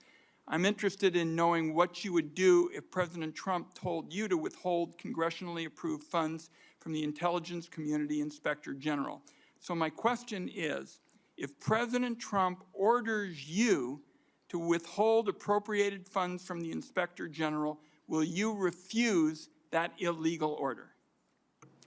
I don't believe for a second President Trump would ask me to do something that would break the law. That's not what I'm asking. I'm asking if you are asked about an illegal order, what will you do? You can say, oh, it'll never happen. What will you do if you're dealing with an illegal order? My commitment has been and will be, if confirmed as Director of National Intelligence, to comply with the law. Are there, Senator Wyden, you've actually asked two questions already, Senator I'm not Wyden. asking a question. You've asked two questions. I said there's one question allowed. Are there other senators who would like a follow-up question? Senator King. I'd like to follow up on my line of questioning about Edward Snowden and understand how you analyzed the facts leading up to your 2020 bill providing him with a pardon. There was the House committee report, which granted was redacted, but under the heading, what damage did it cause, were 5.5 pages of redacted material. I would have thought that would raise a question in your mind. Secondly, Edward Snowden, there are about 20 countries that don't have extradition treaties with the U.S. He chose to go to Russia, become a Russian citizen. Given that information, how did you decide to introduce a bill providing him with a pardon? Introducing a bill in the United States Congress is not the same as a tweet or a commentary on a podcast. I'm concerned about your apparent lack of interest in the scope of Edward Snowden's traitorous activities. Senator, I've answered some version of this question many times in this hearing already. My foremost concern has been, remains, and will continue to be in upholding my oath to the Constitution to support and defend Americans' Fourth Amendment constitutional rights. If confirmed as Director of National Intelligence, I'm committed to ensuring that we protect our nation's secrets by implementing a number of actions I've outlined so that those who have concerns about programs within our intelligence community, that we don't have another Snowden-like leak, and they are able to raise those concerns either directly with Congress or through any one of a number of legal paths that are available. And I think it's also important, and in line with many of the bipartisan concerns I've heard from this committee, in security classification, security clearance and classification reform, in narrowing severely those who have access to the most sensitive and compartmentalized intelligence reporting and capabilities. Senator Bennett. Thank you. Thank you for your generosity, Mr. Chairman, in letting us have a second question. Thank you again for hanging in there with this discussion, Colonel Gabbard. The House Intelligence Committee review of the Snowden disclosures found not only that he was a traitor, but that since Snowden's arrival in Moscow, he has had and continues to have contact with Russian intelligence services. You can see the deep concern on both sides of the aisle here. You had in your opening statement all kinds of complaints about former officials in the intelligence agencies, the United States press, the journalists, the media, Democrats, suggested that you weren't being treated fairly when you were coming here. No condemnation at all for this, which leads me to wonder why it is so hard for you to say that Edward Snowden was a traitor to our country. And the question I guess I have for you is how, if you can't say that, you feel that the concerns that this committee has, that we need somebody here who will actually honor their oath, as you said. Maybe I should make it easier for you. Edward Snowden did not honor his oath to the Constitution, which is what you just said was the most important duty, most important obligation that you have. in this role. Why is he being treated like a folk hero by you instead of the traitor that he was? Senator, as I said, my focus and what should be of relevance to all of you and everyone watching is what I will do as Director of National Intelligence to work with you to make sure there's not another Snowden-like leak, given the paramount importance of our national security and keeping our nation's secrets. I've laid out a number of ways that I intend to do that, if confirmed, in fulfilling my responsibility in this role. Thank you, Mr. Chairman. Senator Gillibrand? Thank you, Mr. Chairman. I just wanted to continue along with regard to China because it's such an important part of your portfolio. And I know on armed services, you've had hearings over the last 15 years about their architecture and how they're building up space capabilities, sea capabilities, Air Force capabilities, every type of capability they possibly could. And that aligned with their malign foreign influence and with their ambition with regard to Taiwan. It just creates a very dangerous scenario and concerning one. And so I wanted to ask you about Japan because recently, about a year and a half ago, 13 months ago, you said that you didn't think it was wise to allow Japan to build up their own defense architecture. And you thought it was short-sighted. Can you speak a little bit about that? Because our alliance with Japan is so important in our ability to defend against malign activities of China, not only geographically, but because for the last 50 years, they've been close allies, allies that we rely on. We share intelligence, we share operations. They are a great ally. So what was your concern about? And have you had any views that have shifted in that regard? Yeah, thank you for the question, Senator. I agree. Japan has been a strong ally of the United States in a different capacity as a member of the Hawaii National Guard. I've gone and conducted training missions in Japan with the Japanese Self-Defense Force. Their forces and their constitution has been primarily focused on self-defense. The concerns that I had raised previously had to do with really looking at the bigger picture of the context of the history with Japan and China and recognizing the implications of how this kind of shift from a self-defense posture that Japan has had constitutionally to a more offensive posture could result in escalation. And given the history, we need to acknowledge what the ramifications could be to our own security interests.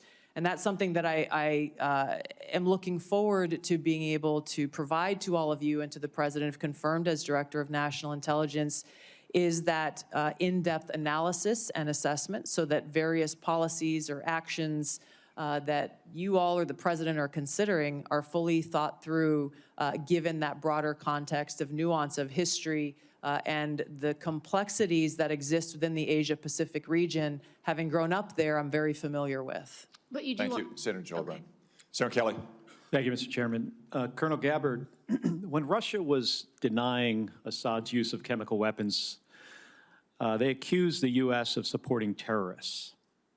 This is a line that Putin used frequently during the Syrian civil war as he supported Assad. Syrian officials made similar comments. They did it repeatedly. They did it in public. They did it at the United Nations.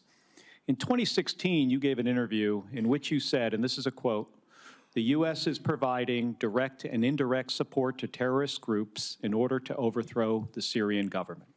And in 2019, on the Democratic presidential debate stage, you said of President Trump, this is a quote, "This current president is continuing to betray us. We were supposed to be going after al-Qaeda, but over years now, not only have we not gone after al-Qaeda, our president is supporting al-Qaeda." So I'm interested to hear, what was your goal in saying these things? And did you consider, before saying them, the motives of Iran and Russia, what their motives might have been before making these claims?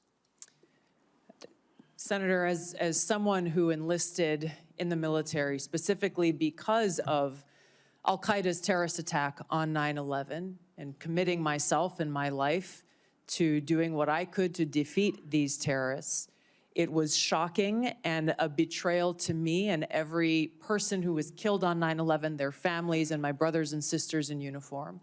When, as a member of Congress, I learned about President Obama's dual programs that he had begun really to overthrow the regime of Syria, and being willing to, through the CIA's Timber Sycamore program that has now been made public, of working with and arming and equipping al-Qaeda in an effort to overthrow that regime, starting yet another regime change war in the Middle East.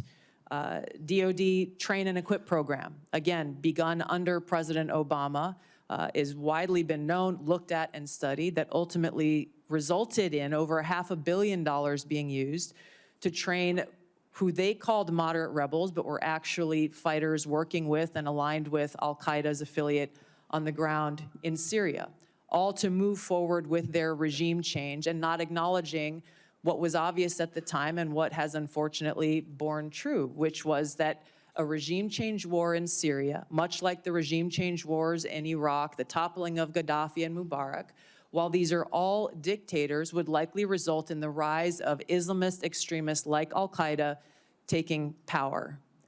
I shed no tears for the fall of the Assad regime, but today we have an Islamist extremist who is now in charge of Syria, as I said, who danced on the streets to celebrate the 9/11 attack, who ruled over Idlib with an Islamist extremist governance, and who has already begun to persecute and kill and arrest religious minorities like Christians in Syria. I understand. Why that should be acceptable to anyone is beyond me. It shouldn't is be. certainly And not in our and interests. I appreciate your answer, and thank you.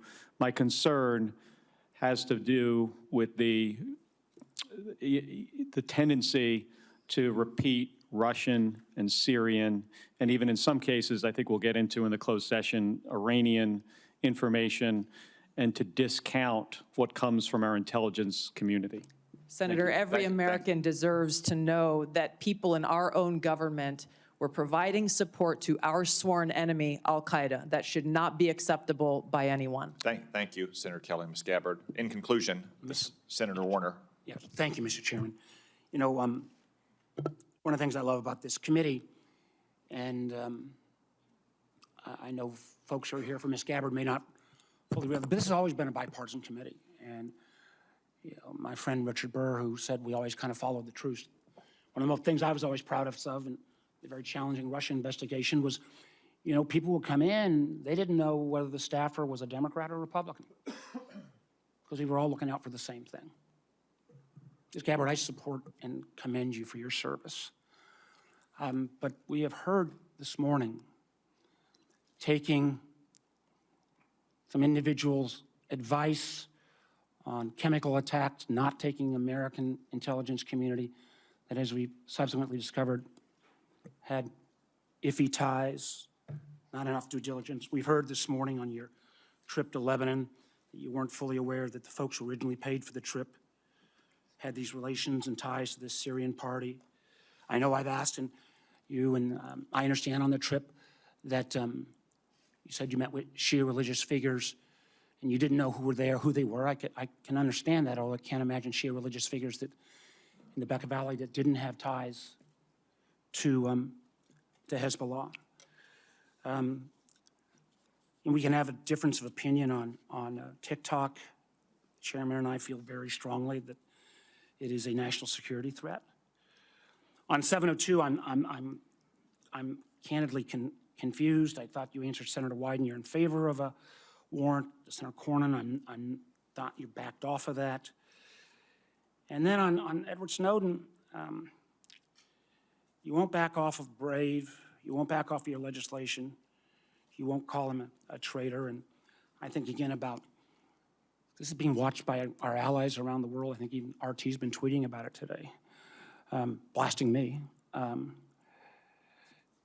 the men and women of the intelligence community. I don't know how they're going to have confidence that if under your leadership, if somebody else stepped out, that you wouldn't take the same position that you've not walked away from on Mr. Snowden. So I guess my last question, and this is one I think was in some of the press, and I believe you and your husband took a trip to Rome last summer, and I'm not talking about the conference. I think you didn't ask who paid for the trip. I just want to get this off the record right now. Not if you and your husband reimbursed, but did you pay for the trip in the outset, or There was a made the booking? nonprofit organization that was coordinating with the Vatican to set up this meeting that was centered around peace and security interests in the Western Hemisphere. I'm not going to go into. That I paid just for want the to just trip. make sure. So you didn't understand your trip was paid for by a gentleman named Pierre Louvarier and the Clementi Foundation? The nonprofit, Okay, my I just say, understanding, this- was there is paid for, extensive records paid of- for the trip. Mr. Louvarier has enormous ties to Konstantin Malovov. I'm mispronouncing his name, but who is somebody that America has sanctioned. I imagine we can get into this in the classified hearing, but again, the due diligence that's required before you take these trips or make these assumptions is something that I find very troubling. Thank you, Mr. Chairman. Thank you, Senator Warner. I would also note that that same New York Times story reported that there's no indication that Ms. Gabbard did anything wrong on that trip. Ms. Gabbard, thank you for your time and for your testimony. Thank you, most importantly, for your service to our nation. As I said at the outset, it's no secret that this nomination has generated more attention and interest than most nominees before this committee. We have received a large number of statements, letters, and other such materials in support of and in opposition to Ms. Gabbard's nomination. I will submit all of those for the record. For the benefit of senators, it is also my intention to hold a committee vote on Ms. Gabbard's nomination as soon as possible. Therefore, for planning purposes, any senator who wishes to submit questions for the record after today's hearing, please do so by close of business tomorrow. That is Friday, January 31st, 5 p.m. Eastern Time. Now, let me explain what will happen next. Committee security and Mrs. Gabbard's security will escort her and her immediate party out of this room through the door behind me. Everyone else will remain seated in this room. The Capitol Police will secure that door so no one else leaves this room until Ms. Gabbard has reached her break room in preparation for the closed session.